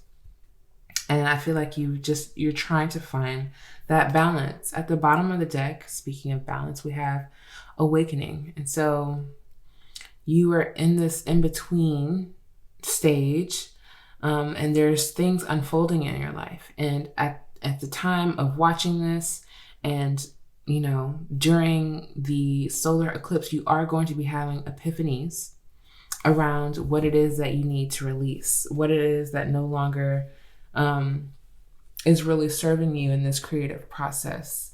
I'm going to look and see what else the Oracle wants you to know astrologically about what is being revealed to you at this time. Pile number 3, please, Spirit. Pile number 3. Also, the Vesta card is ruled by the zodiacs Virgo and Scorpio.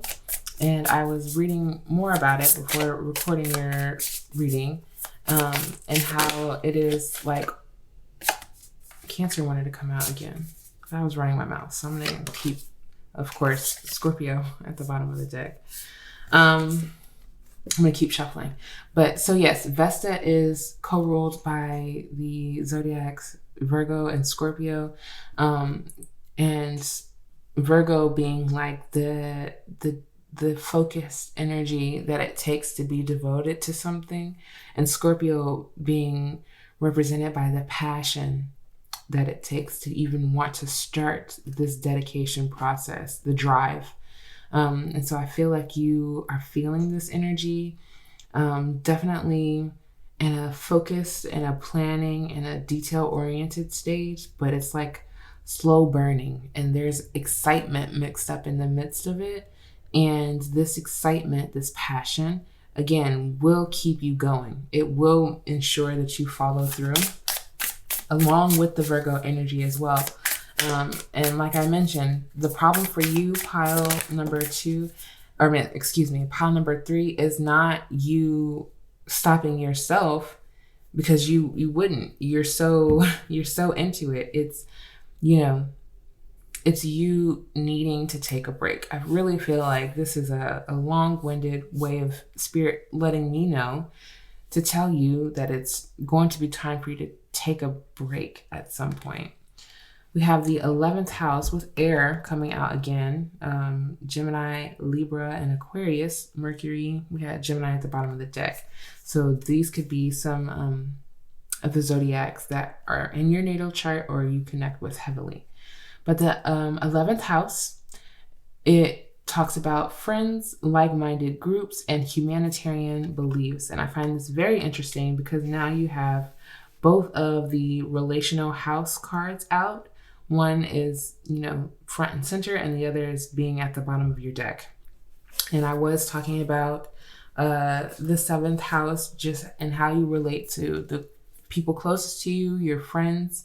But the 11th house is that like times 20. It's like your social media friends, your social groups, your high school friends that you don't even talk to anymore, high school or college friends. It's like people, anybody you can interact with. But also, to be more specific, it's like-minded people as well. It's like it's just the 11th house is the group, is the whole.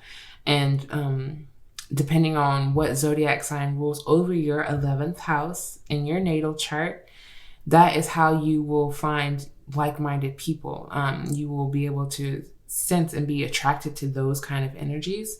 So you could have Gemini, Libra, or Aquarius over your 11th house or over your 7th house. You could have Mercury in your 11th house, something like that, or your Vesta, which Vesta is an asteroid. It is not a planet. if you wanted to know that curious little tidbit.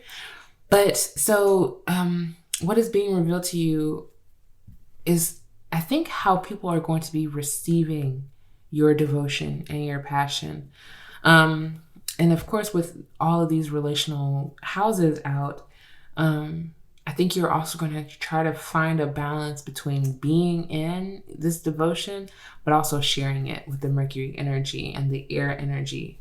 Open-mindedness, objectivity, and learning at the bottom of the deck, of course. So this is a really, really, really big learning time for you. You are absorbing so much information, and it is coming in so quickly that I feel as if you're going to want to figure out how to document all of the things that you are learning, how to absorb, because with air energy, yes, they are known to be the communicators and be very knowledgeable and have information on hand, but how much of it is being absorbed into your energy is the question. And so I think the take a breather is also a moment for you to be able to handle all of the information that is coming at you so quickly.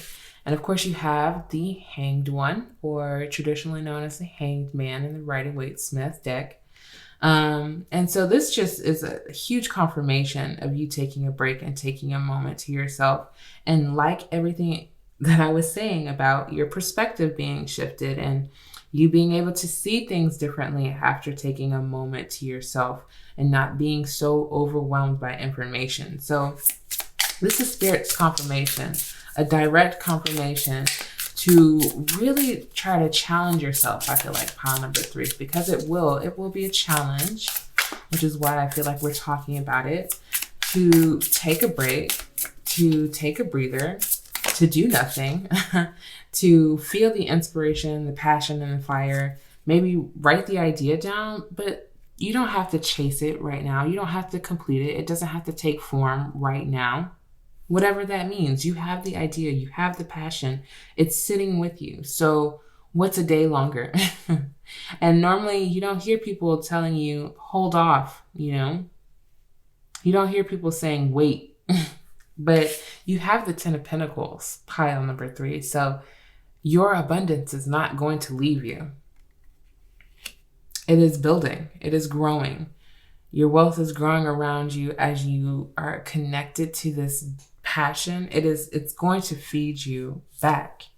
And maybe this is not something that is necessarily replicated in your life right now, the 10 of Pentacles, but that's okay, because this is something that you're building towards. That is the whole point of the 10 energy and in the tarot, I believe, is this is the energy that you're building towards. This is what you're putting in. So the hard work and devotion and focus and dedication that you're putting into this project or this passion that you have, it is going to feed you. It is going to take care of you. It is going to take care of your family. It's going to take care of their family. Because that's the kind of legacy I feel like is what you're building here. And it's going to take time. It's going to take an energetic stabilization. You're going to have to be grounded in order to receive. So let's see what else the tarot wants you to know about what's being revealed to you at this time. And you could see during the solar eclipse just more flow in your finances in general. With the 10 of Pentacles here, that means that, there are things coming in. Again, you are receiving, learning to receive, learning to balance.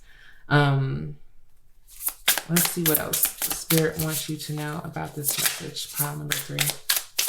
Anything. Yes, very beautiful. The Moon. So gorgeous. Look at how beautiful this card is. We have Pisces energy. We have Virgo energy. So this could also be something in your chart. The Moon is telling me that this is an emotional time for you.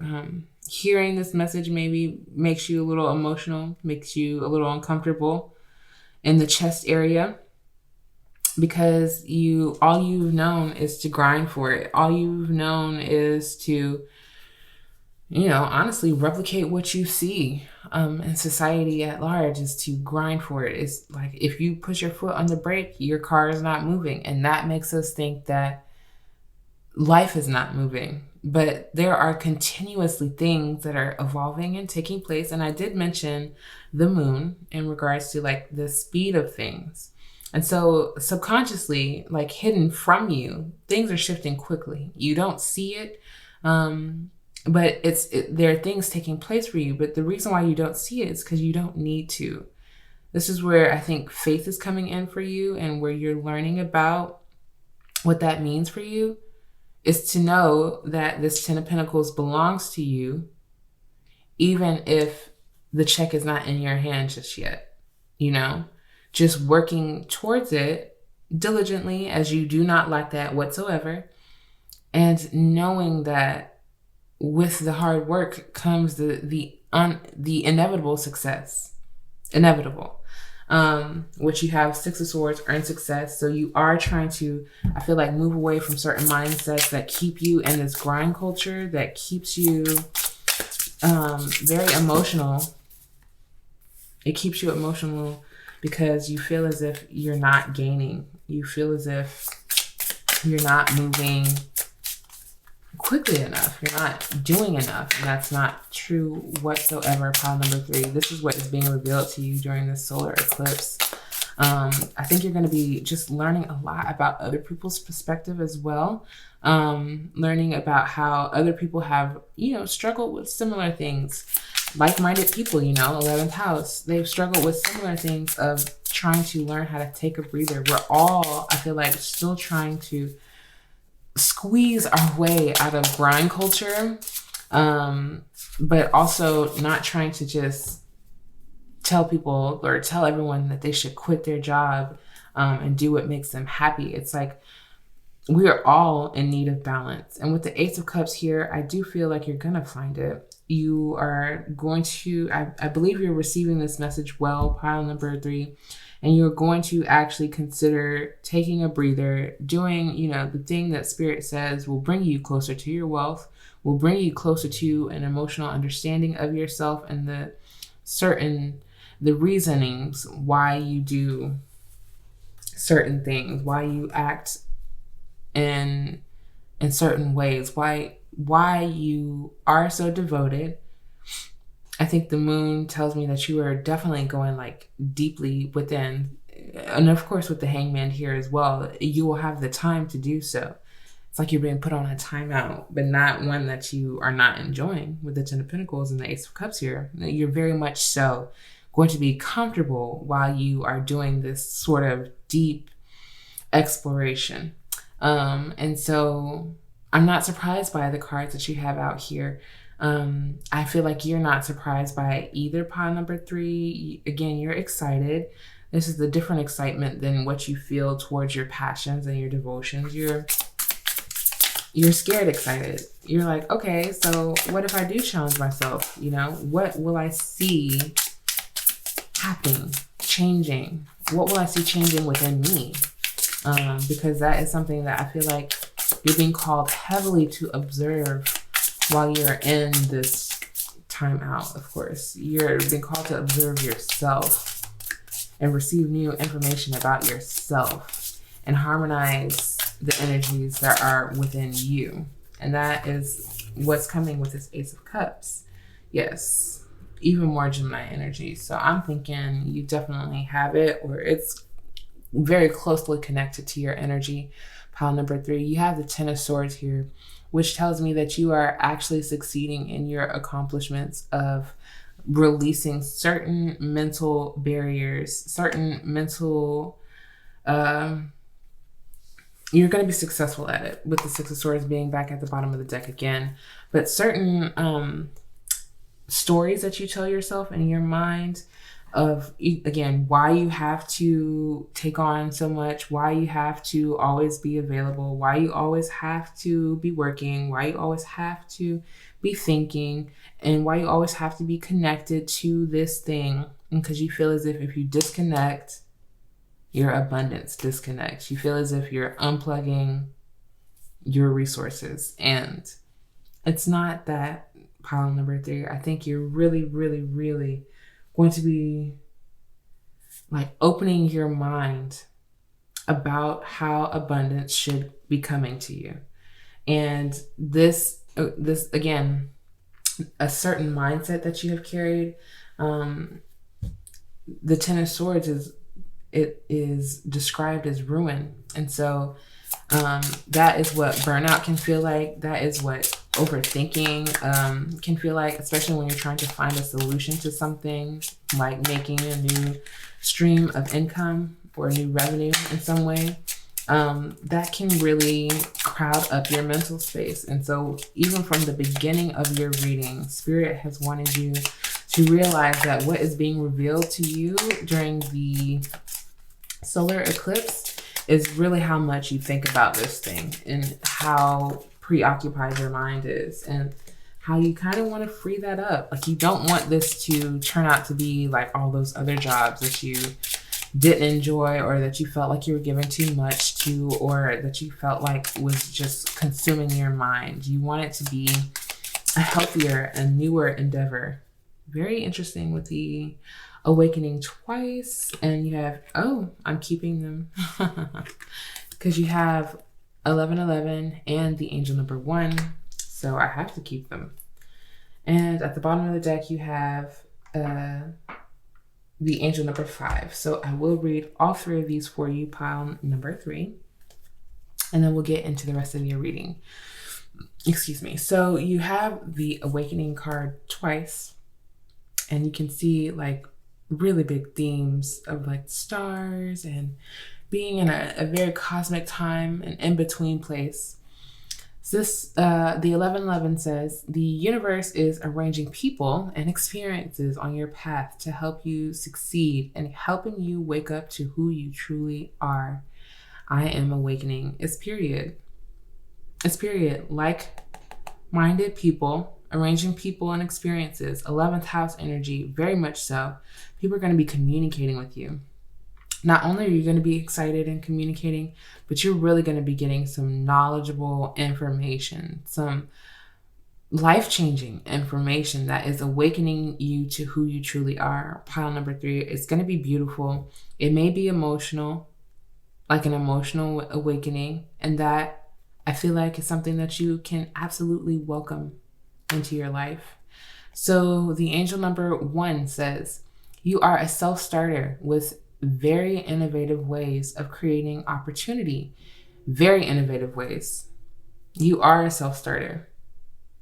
We did see Aries energy with the trailblazer as well, but we kept shuffling. So very innovative ways of creating opportunity. 10 of Pentacles. Your determination and endurance are powerful and will help you get through rough times and reach success. Wow, you have success 3 times. You have success 3 times. So this solar eclipse may be very big for you. Pile number 3.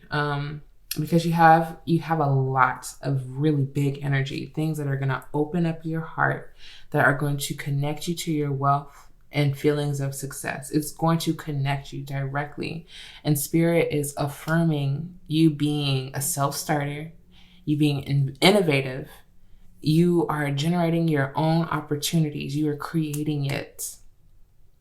And not just with this solar eclipse, like you've been doing this, and this is what is being revealed to you about your determination and your endurance, your devotion to something. It is really paying off for you at this time. Pile number 3, it's beautiful. It's really beautiful. And I feel as if it's because you continue to do what the Hanged One does, and you just have to take those moments. And I think you're not unaware of this. You're just being reminded of it at this time. And you're learning more about how difficult it may be for you to take a breather, to take a moment, but you're going to get it done either way. And it's going to bring you to the other side of your wealth, your abundance, your purpose. At the bottom of the deck, you have 5 with I am adaptable. Flexibility is your forte. When life throws you a curveball, you can easily adapt to new circumstances and find excitement in the unexpected change. Be brave and bold in your endeavors. This is what you're doing. You're very brave, you're very bold, especially when it comes to doing things that are out of your norm. You're just doing it. You're just taking a deep breath and you're saying, okay, today I'm only going to do one thing. I have a whole list for the week. And today, with the focus and intention that I'm going to give this one thing, it's going to be so abundant that it's like I did 5 things today. And I'm not. I'm just doing one thing. And I'm going to turn my computer off. I'm going to put my phone on Do Not Disturb, take a nap. I'm going to do whatever it takes for me to clear my mind after I do that one thing that I promised myself I was going to do. Other than that, the rest can wait. I'm so hard on myself. This is you, pile number 3. I'm so hard on myself. So I'm gonna really be more nurturing. Wow. Yeah. I'm going to keep both because I wanted to pull 2 and 2 came out. Bottom of the deck, Mars and Sagittarius with domination. And you also have Mercury in Capricorn with organization and Jupiter in Pisces with seduction. So I think you are manifesting differently. You're not trying to manifest out of stress or worry. You're actually trying to seduce your desires. And like I mentioned, you are no stranger to hard work. You're no stranger to it. With the Mercury in Capricorn, which again, these could be some of your placements as well, but it doesn't have to be. The Mercury in Capricorn just tells me that the level of devotion that you are able to materialize is because of the organizational skills that you have. You organize things in a way that makes sense for abundance to flow. That's what it feels like to me with the Mercury in Capricorn. It's like you have a foresight. And of course, Mercury again. Yeah, that makes sense. You have a foresight of how you want to tackle things, how you want things to be organized so that when you come back to it, it makes sense to you. And it easily helps you to get in connection with your abundance. You don't like to waste time when it comes to work. You really, you want to come in, learn what you need to learn, apply what you need to apply, and see how it unfolds. You like watching your abundance materialize. I mean, who doesn't? Some people are easier to like detach from it. Some people really aren't, that materialistic, but you do keep a close, watchful eye of your money, of your material. With the Mercury in Capricorn here, you're very strategic, very focused again on that material. You learn things in order for you to like make your life more abundant. Not in a manipulative way, just in a beautiful way. With the seduction card here, you want beauty to surround you. You want a certain spiritual element to surround you. You welcome it. Especially with Jupiter here, you know that there's a certain level of spirituality that that touches your work, touches your career, and it blossoms. So you know that those two definitely go hand in hand for you, I believe. And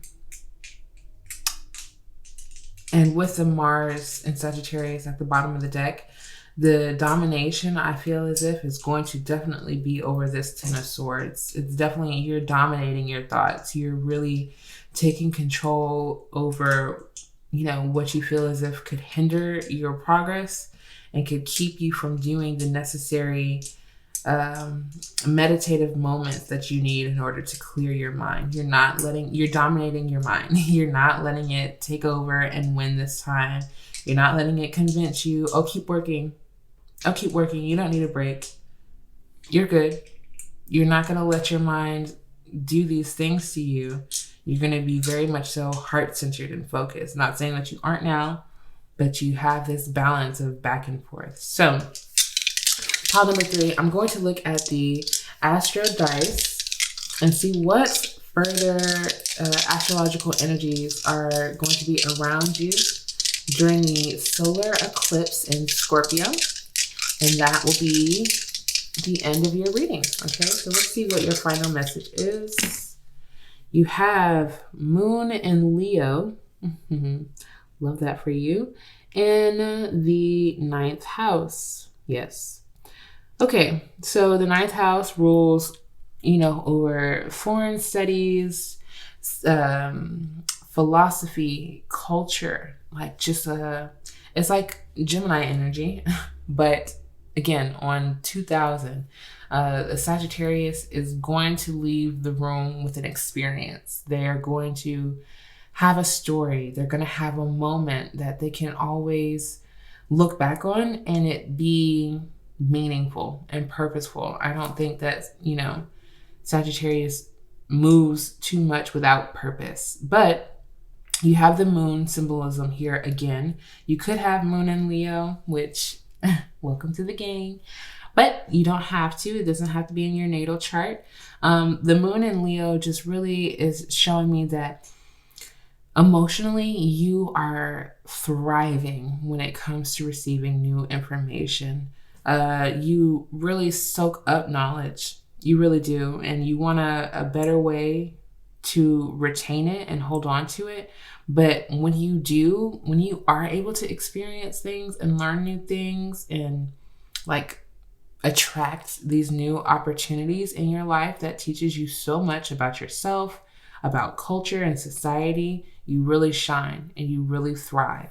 And it is an emotional need for you to be able to do these things. But I think this is also a part of your abundance because you take all of that knowledge and experience and you place it back into the world in a new and unique way. You're very innovative. So it's like you're resharing with purpose. It means something to you to reshare and to devote your life to this kind of work. Pile number 3. So I hope that you enjoyed this thorough, in-depth reading about the changes and things that are being revealed to you during the solar eclipse. If you did, I'd appreciate you giving this video a big thumbs up. I would love it if you subscribe to join the tribe here at Monty's Tarot Child. And also, I'm letting everyone know that I'm promoting my newsletter more so that if you wanted to be in touch with my work and the energy that is going on in the month ahead, I will leave that link down below so that you can join and have a monthly reading for your zodiac. Okay, pile number 3, if you again enjoyed, I'd love to hear about it also in the comment section, and I will see you in another reading. Peace. Hello, pile number 4, welcome to your reading. You chose the 12th house card along with the pyrite crystal. Okay, isn't that gorgeous? I'm going to set it off to the side. We'll get right into your reading. So I'm just going to read what the 12th house card says, and then we'll get into the energy. So it says, this is the house of intuition and the unconscious. Here's where we can see transcendent experiences, hospitals, prisons, secret agendas, and hidden enemies, as well as unknown possibilities and one's weaknesses. This house is also associated with long-term confinement, seclusion, and psychic abilities. And it says, I surrender. So what does this mean for you, pile number 4? First of all, I don't want you to worry about some of the darker energies that the 12th house normally represents, which we read about just now in the card. This doesn't mean that these identical energies will be playing out in your life at this time. What it does mean is that you are surrendering and learning how to surrender to the unknown.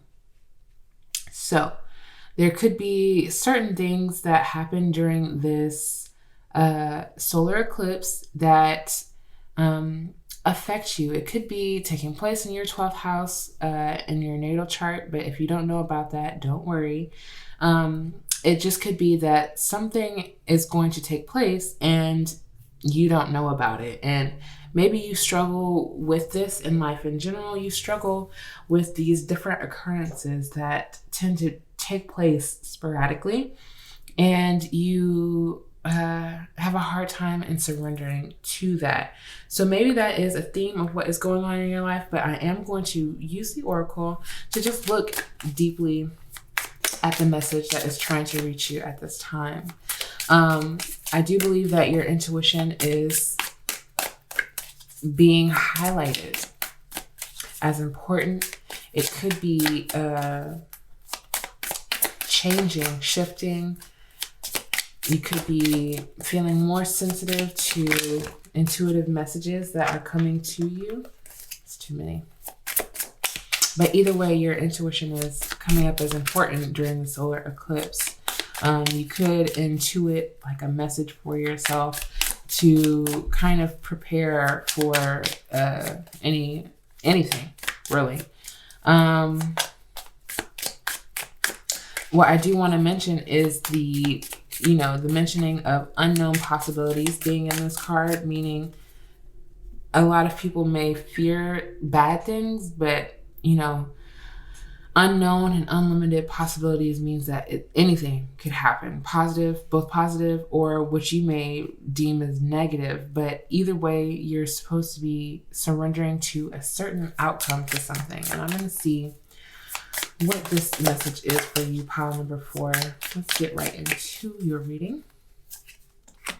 You have Jupiter and the moon at the bottom of the deck. We're going to get into both of these energies for you. Jupiter is a good sign of things expanding in your life, but I feel like I mentioned this before somewhere else, of like how Jupiter can be the expansion of positive and both, negative or unaligned energy. So really, well, I was talking about it in regards to Saturn and how Saturn is necessary for certain restrictions so that we don't overdo it. But with the Jupiter in connection to the 12th house, I feel like something is taking place, and it feels like a 12th house kind of event, where it's really like hidden. You won't know it until you see it happening, or you won't really know it at all, but somehow your life is still affected by what has taken place. Very interesting that this is coming up. It could be that you're also just being asked to surrender to a certain growth that is taking place in your life, and it could be very emotional for you to think about these things with the moon here.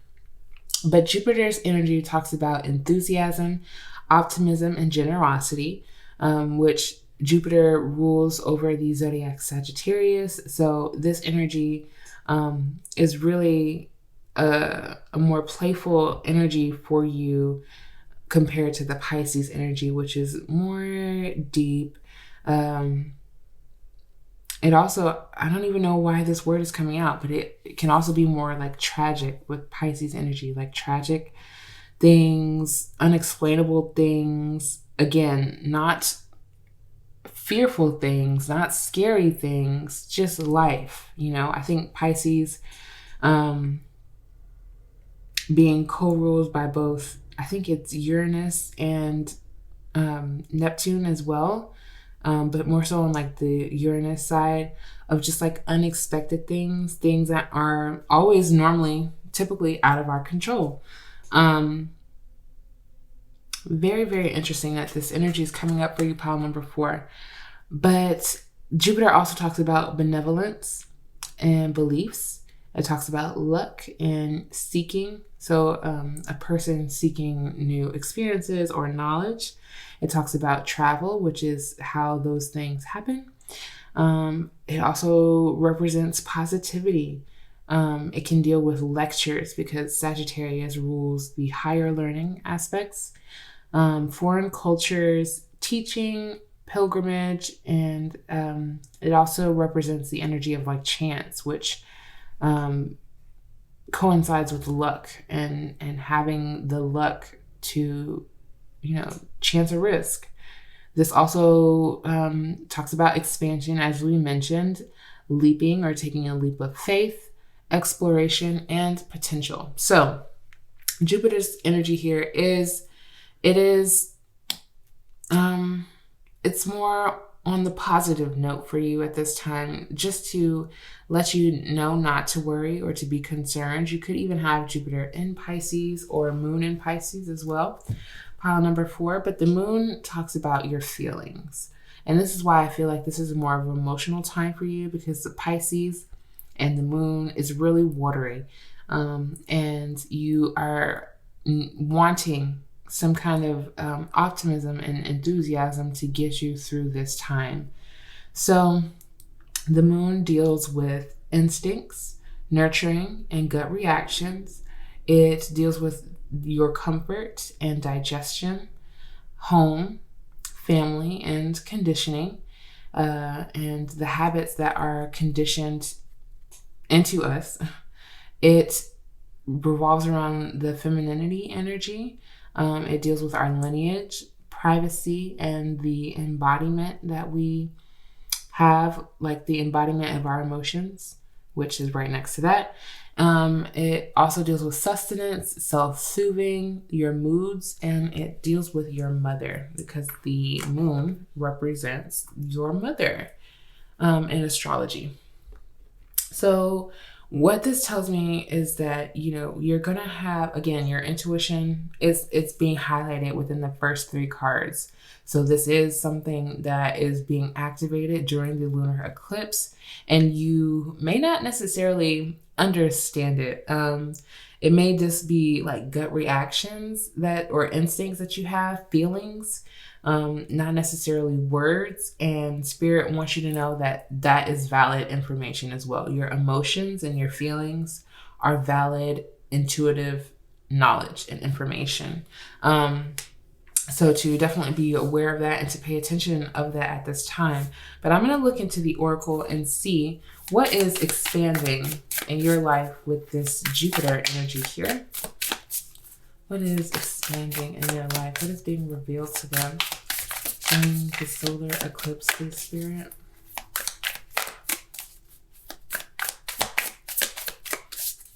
Let's see. Okay, full moon in Scorpio. Breathe through the tension.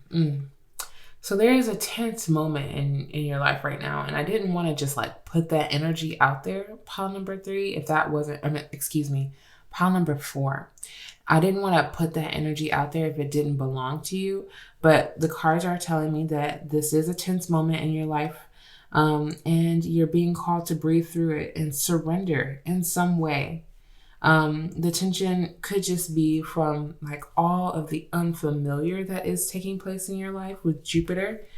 New things, big things, like maybe dramatic things with the 12th house energy happening in your life. And you're kind of just like, WTF? Like, what is going on? Why? And I feel like you're really just tense because of your environment, it feels like, and because of things just happening so big, if that makes sense. At the bottom of the deck, you have the first quarter moon in Capricorn, unleash your kindest self. And I think this is what is being, literally pulled from within you.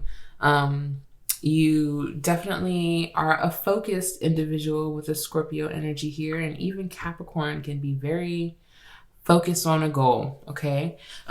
So without this moment of revelation for you, I feel as if you would just continue on in life, living pretty much normally. And so this tension that is being introduced into your life is for you to notice something and to surrender to it. It's so interesting because both Scorpio and Pisces energy can be very intense, and you have a lot of water in your main reading energy, a lot of water. So what's standing out to me is the weaknesses word within I surrender in the 12th house. You don't like your weaknesses to be shown. And of course, who does, right? No one, really. People can get really triggered or tense when people start figuring out the things that they feel make them weak. And so I feel like also this could be a very vulnerable time for you where you have less control over your emotional self and you feel more visible, and that may make you also feel very tense as well. But let's see, because I want to see what's being revealed to you. And right now I feel like you're the only one who really knows what it is that I'm saying, but I'm going to try to make this even more concise of a message. We had 2 pop out, but those aren't yours. We just need 1, please, Spirit, for pile number 4. Thank you. Pluto, of course. Not surprised. But I am surprised. But I am a little bit surprised. I'm not going to lie. Pile number 4. This is a lot of energy. I'm not going to lie. This is a lot of intense energy. All right. We're going to go with it. You have Scorpio twice. So not only a full moon in Scorpio, which is very intense. When the moon is full, your emotions are at its peak. They are at the surface level of your skin. You can feel the sensitivity when a moon is full, and in Scorpio, it's intense. So let's add Scorpio 3 more times on that, because Pluto actually is the ruling planet over the zodiac Scorpio. So take that sign and put it in a planet and make it its purpose to be intense, to be deep, to be dark sometimes, even like the energy of Pluto. It makes you transform. It makes you change. And again, this is probably a part of the tension, a part of the Jupiter. It's like with Jupiter's energy here and everything being so watery and so intense, it's on the next level for you, pile number 4. And I believe like you are on edge energetically because of so much change and transformation that is being literally called from you. It's being pulled out from you. This doesn't have to do with your environment necessarily. Sometimes I do believe that our environment can challenge us to transform. So that's why we normally end up where we are when we need to be in order to be transformed. But I feel like this is very much so internal. With the Scorpio energy at the bottom of this deck, you have intensity, exposing, purging, and renewing. And we see the moon here again because it does get very deep in the Scorpio energy, very intense. You, again, are struggling with feeling exposed as you are trying to purge and release something and let something go and surrender to it. You could have had a really intense past, and now that we see all of this energy coming out, it makes more sense with the Pisces energy, because it talks about transcendent experiences. So you are a being who is meant to transform. You're not meant to stay the same. You're not meant to hold on to things. Many things and people and experiences are supposed to come into your life, and just as quickly they're supposed to transform and transmute into other experiences in your life. And this is a part of your purpose, even though it doesn't make sense, because we're taught in the modern world to have stability, to be stable, to do things the same every single day and really not change up, because when you change up, then how are you supposed to know yourself, right? And it's like, that's not a part of your purpose. You are meant to transform in order to get closer to yourself, to find out more about yourself. And I think that's what is, being revealed to you during this Scorpio new moon solar eclipse, by the way. So I'm just going to take a wild guess and say maybe you are a Scorpio. Maybe you have a lot of Scorpio in your chart, or you're just, Pluto ruled in your chart. Which Pluto rules Scorpio, but I also think non-traditionally, it used to be considered the ruler of Mars as well, or like the co-ruler of Mars, of Aries, excuse me, along with Mars. So wow, lots and lots and lots of attention and intense energy. Pile number 4, I'm gonna just shuffle and see what else is being revealed to you at this time. But like I mentioned, I think it's a lot about yourself, not about what you're doing in life, not about what's up with your career or love or relationships or anything. It's you and some of the deep emotional things I feel like that are being called for you to surrender to, like your past and your subconscious, feelings as well could be coming up as something that needs to be released. You could have had like just intense experiences with these institutions that they named in the 12th house card, like the hospitals or prisons or secret societies as well, with the secret agendas, or just dealing with like a lot of hidden feelings from other people as well. Could be like an intense memory that's coming up for you during this solar eclipse. Let's see what else Spirit wants you to know. Okay, you have Earth Mother energy here. And at the bottom of the deck, you have contraction. So both of these cards already came out for previous piles. And if you feel called to another pile, that may be because, you sent that energy somewhere else. But you have Earth Mother, grounding, rewilding, and nourishment. So this is going to be a very crucial time for you to get grounded and to learn about what your grounding methods are and how they feel for you. Get grounded because things are changing. They're changing, I don't want to say rapidly, but they're changing like largely on like a large scale. And to be able to handle that, you have to really nourish your energy and ground yourself. There's really we can only prepare for so much in life, I really believe, but to ground yourself in general just means it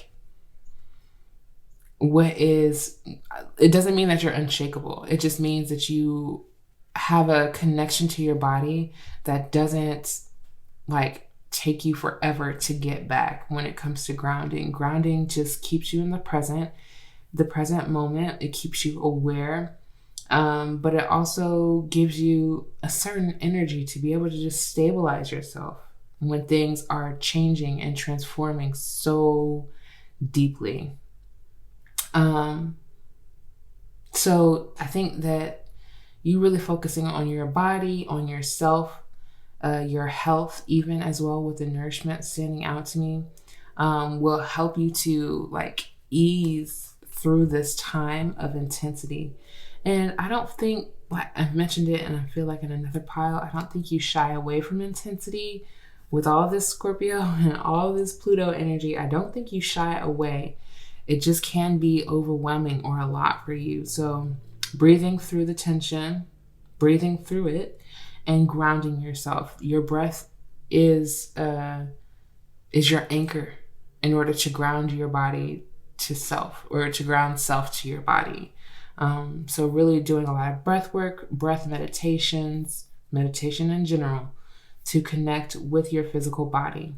And some kind of intentional movement, if you can, as well, to connect with the ground, to connect with your environment. Movement helps you to connect with your environment and to keep you from being too energetically overwhelmed.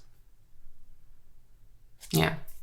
At the bottom of the deck, you have contraction, of course, again, with inner world, mending, and being. So you're learning how to just be and how to build a certain structure for yourself in the midst of chaos with Saturn here, and everything else being very much so destructive and expansive. You're definitely trying to ground yourself in a reality that helps you to push forward and to continue.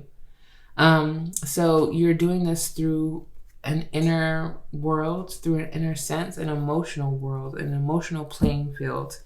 This is not taking place in the physical, just a deep meditative space where you can ground yourself, explore yourself, mend whatever feels as if it is not transmuting well with the energy within you, and continue to exist and be in your existence. I don't know how to explain that, but to really live and experience with the Jupiter energy here.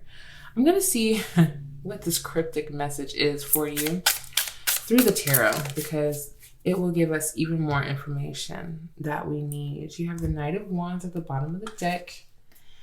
Wow. And the Ten of Cups. Wow. So, first of all, what beautiful energy to have fly out in the beginning of your reading, especially with all of the other energies that you have. I don't think that it's difficult for you to tap into your happiness. I don't think it's necessarily hard for you to tap in, but I do feel like you may be learning how to surrender to it more, especially when things seem so, what's the word when it's not physical, when you can like almost put your hand through it, when things seem so translucent and not physical, not, here, you can't really hold on to it. It's hard to continue to seek that and to hold on to that happiness. But you're flowing in and out of learning how to, like, when you feel the emotions of happiness, when you feel at peace, when you feel things emotionally harmonizing for you, you're trying to ground yourself in that. I feel like surrender yourself to that instead of what you're used to surrendering to, which is the more darker energies of Pluto. Like, what's the point of building towards something if it's just going to change, if it's just going to transform?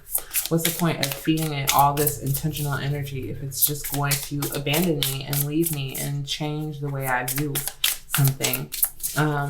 Which that can be very dark for you. You can feel a little less hopeful in those instances, but the Ten of Cups tells me that you're trying. Five of Swords with defeat. It's your mental space that really gets you. And this is being revealed to you during this solar eclipse. Because I do see you like trying to grasp onto the good things that come into your life with the Ten of Cups. And you feel kind of defeated sometimes when your mind takes the front seat, when it takes the wheel, when it takes over, you feel a little defeated. And that keeps you stuck mentally. You have a lot of it's like a mental and emotional stimulation during this time. So you have Pisces again. I didn't even realize that. Pisces and Mars. You also have Aquarius and Venus here, and Gemini and Jupiter at the bottom of the deck with the Eight of Swords. So a lot of reoccurring themes about how there's a tug and pull between your heart and your mind, how your heart is expanding.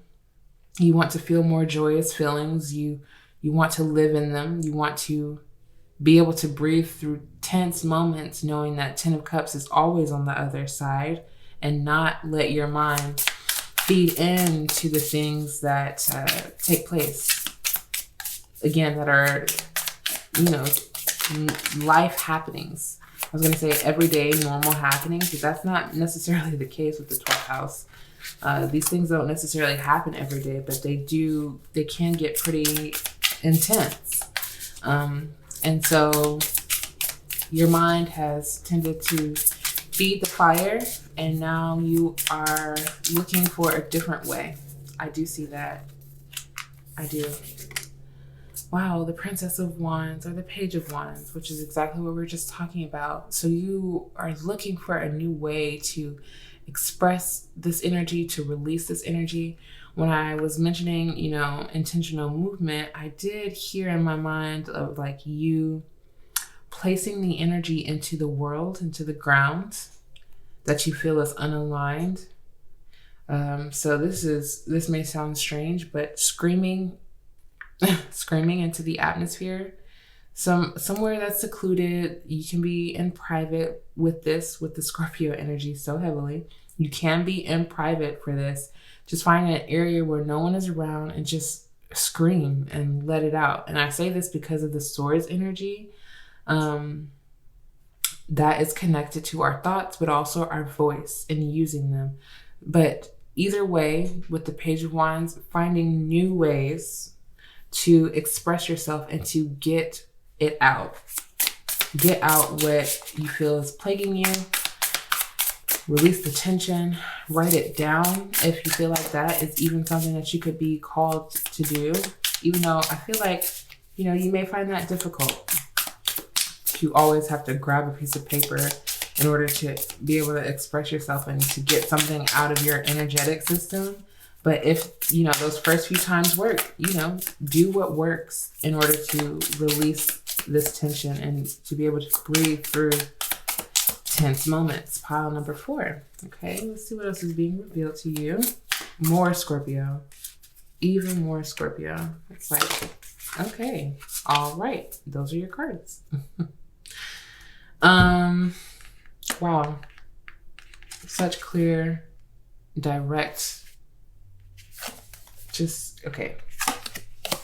6 of Cups with pleasure and Sun and Scorpio. So like I said, you could be a Scorpio. If that is the case, honey, happy birthday.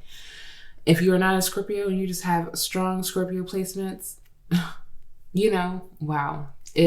You are a very, very divine being to be able to carry this much intensity in your body, honey.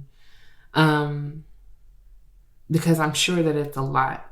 And when you feel pleasure, even when you have experienced pleasure, you tend to try to hold on to those memories because it can be a lot. It can be a lot to have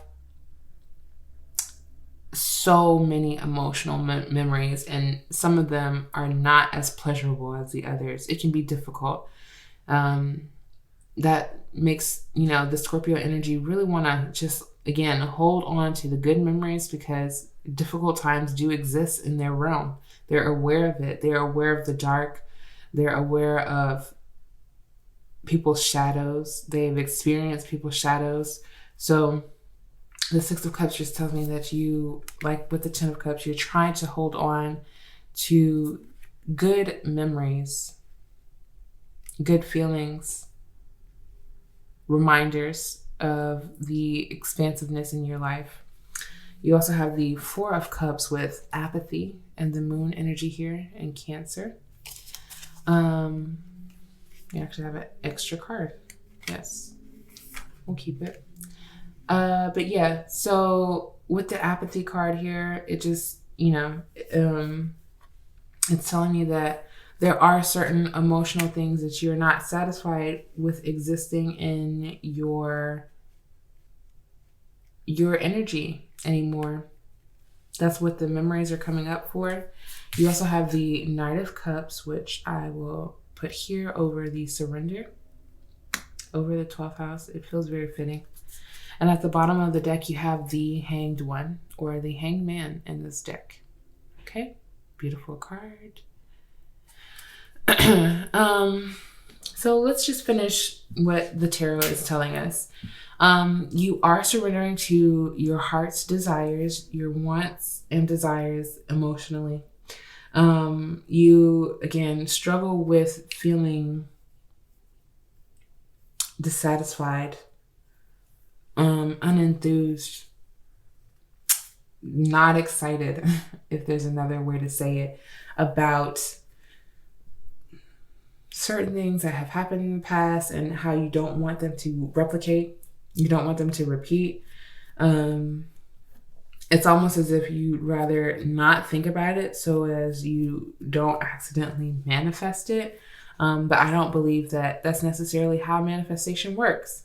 I think that we must analyze what does not bring us joy, what does not make us happy, in order to let go when it is necessary, and to surrender to certain things that are inevitable as well.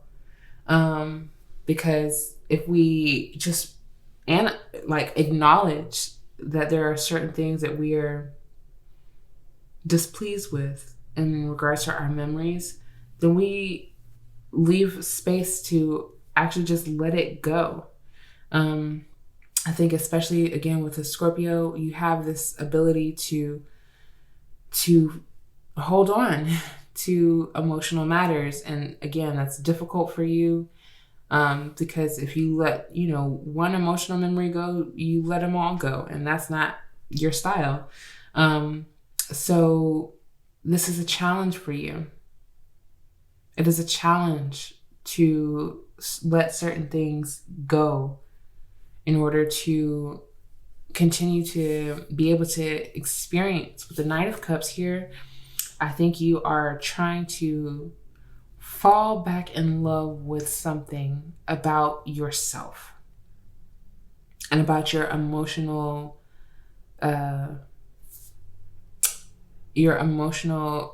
ability to connect with others, or to even just connect with yourself.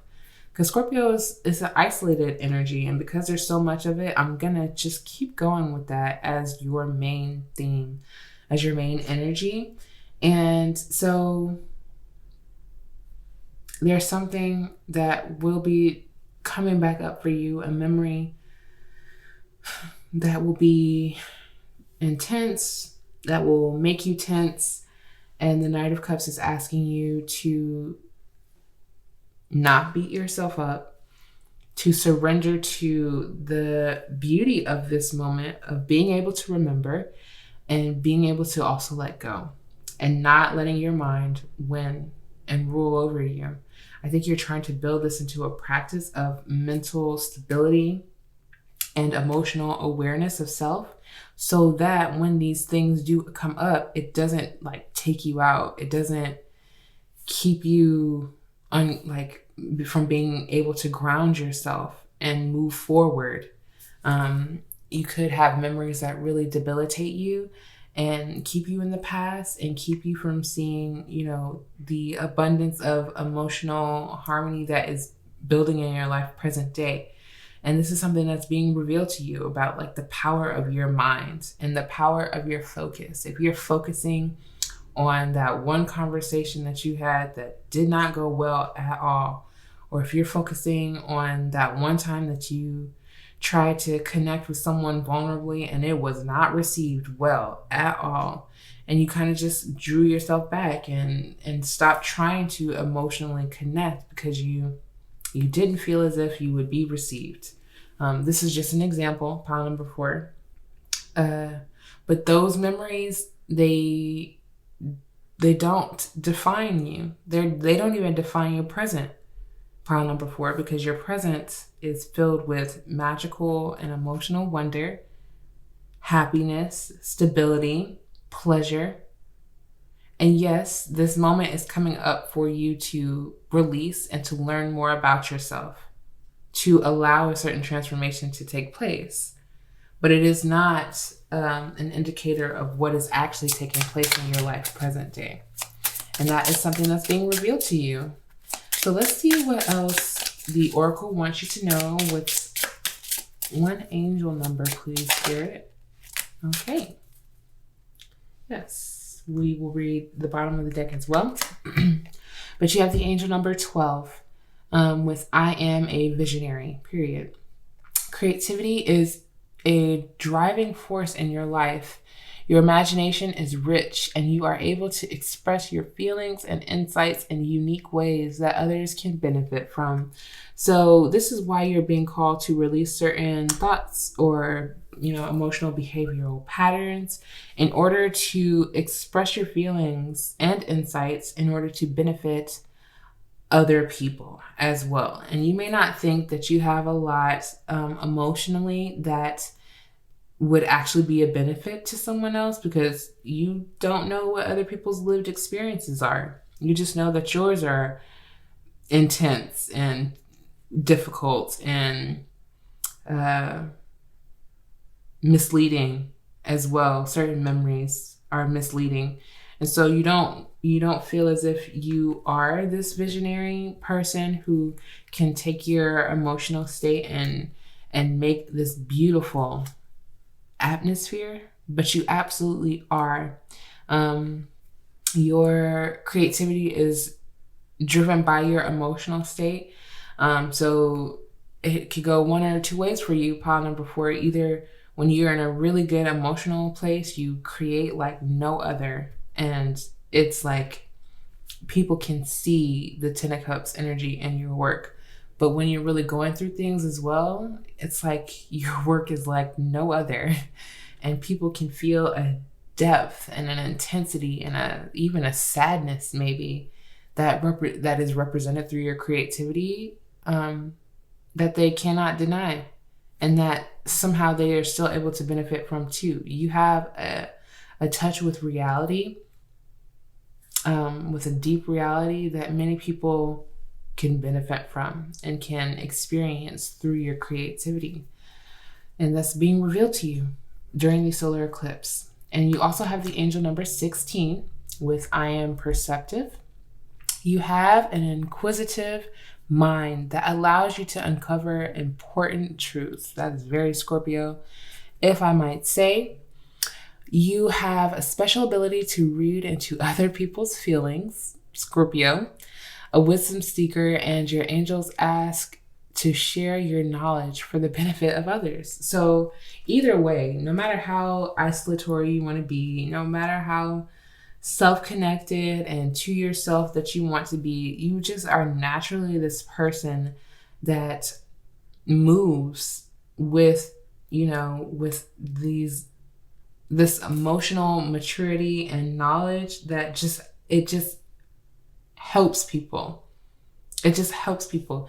And I feel as if you strongly don't know that you do this for others, or you may not see it as helping with, being able to uncover important truths, maybe things that people are trying to hide with the, what did it say in the 12th house? Like you see other people's weaknesses as well because you are very familiar with your own. You see people's secret agendas. You see right through it. You see right through their feelings. You see right through it. And you're very intuitive. You're very psychic in this way, emotionally. This is why people need to experience you to be awakened themselves emotionally. And that may not be the prettiest thing to take place. That may not be like, oh, this person's my best friend because they made me admit some really hard truths to myself. And it's like, okay, so, and wow, Moon in Pisces, you're such a water sign. Like you are such a water sign. We have Cancer, Scorpio, and Pisces lined up for you with heavy emphasis on the Scorpio. Heavy. Okay, so, wow, okay. You have Saturn in Taurus with ostentation, okay? And at the bottom of the deck, you have empathy with, again, Moon and Pisces. So this is just telling me that you are going to be very diligent, I think very stern with yourself in this healing, this emotional healing that you have going on, because you want to move through it. And you know that you have to be a certain level of dedicated in rebalancing yourself, grounding yourself, but also being honest with yourself when emotions are coming up. Being honest with yourself when you know that your mind is playing tricks on you, when you know that your mind is deceiving you, or it is telling you something that you don't need to hear because it's not building emotional safety to yourself. And with the empathy card here, the dog is standing out to me as a symbolism of loyalty.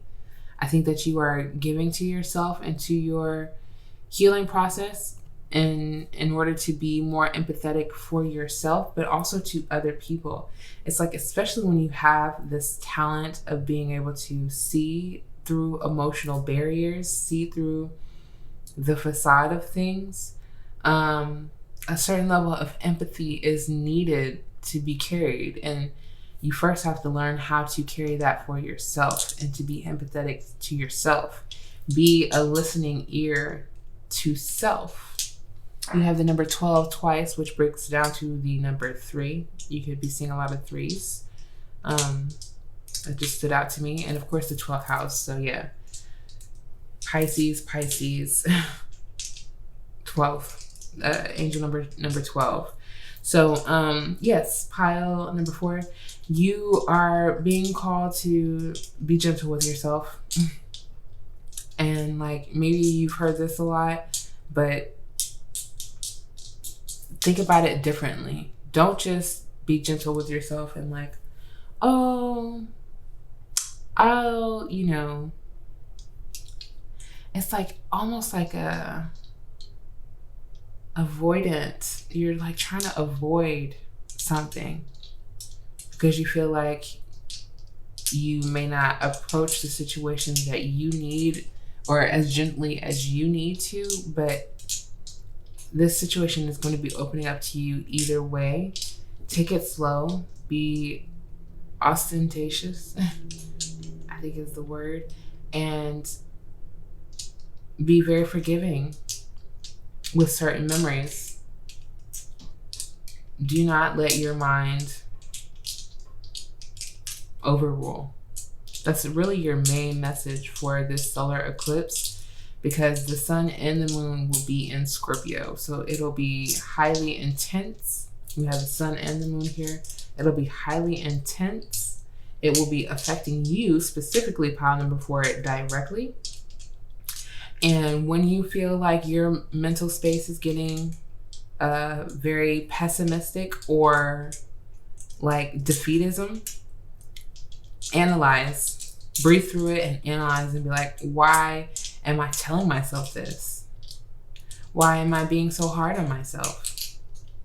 Why would I tell this to a friend?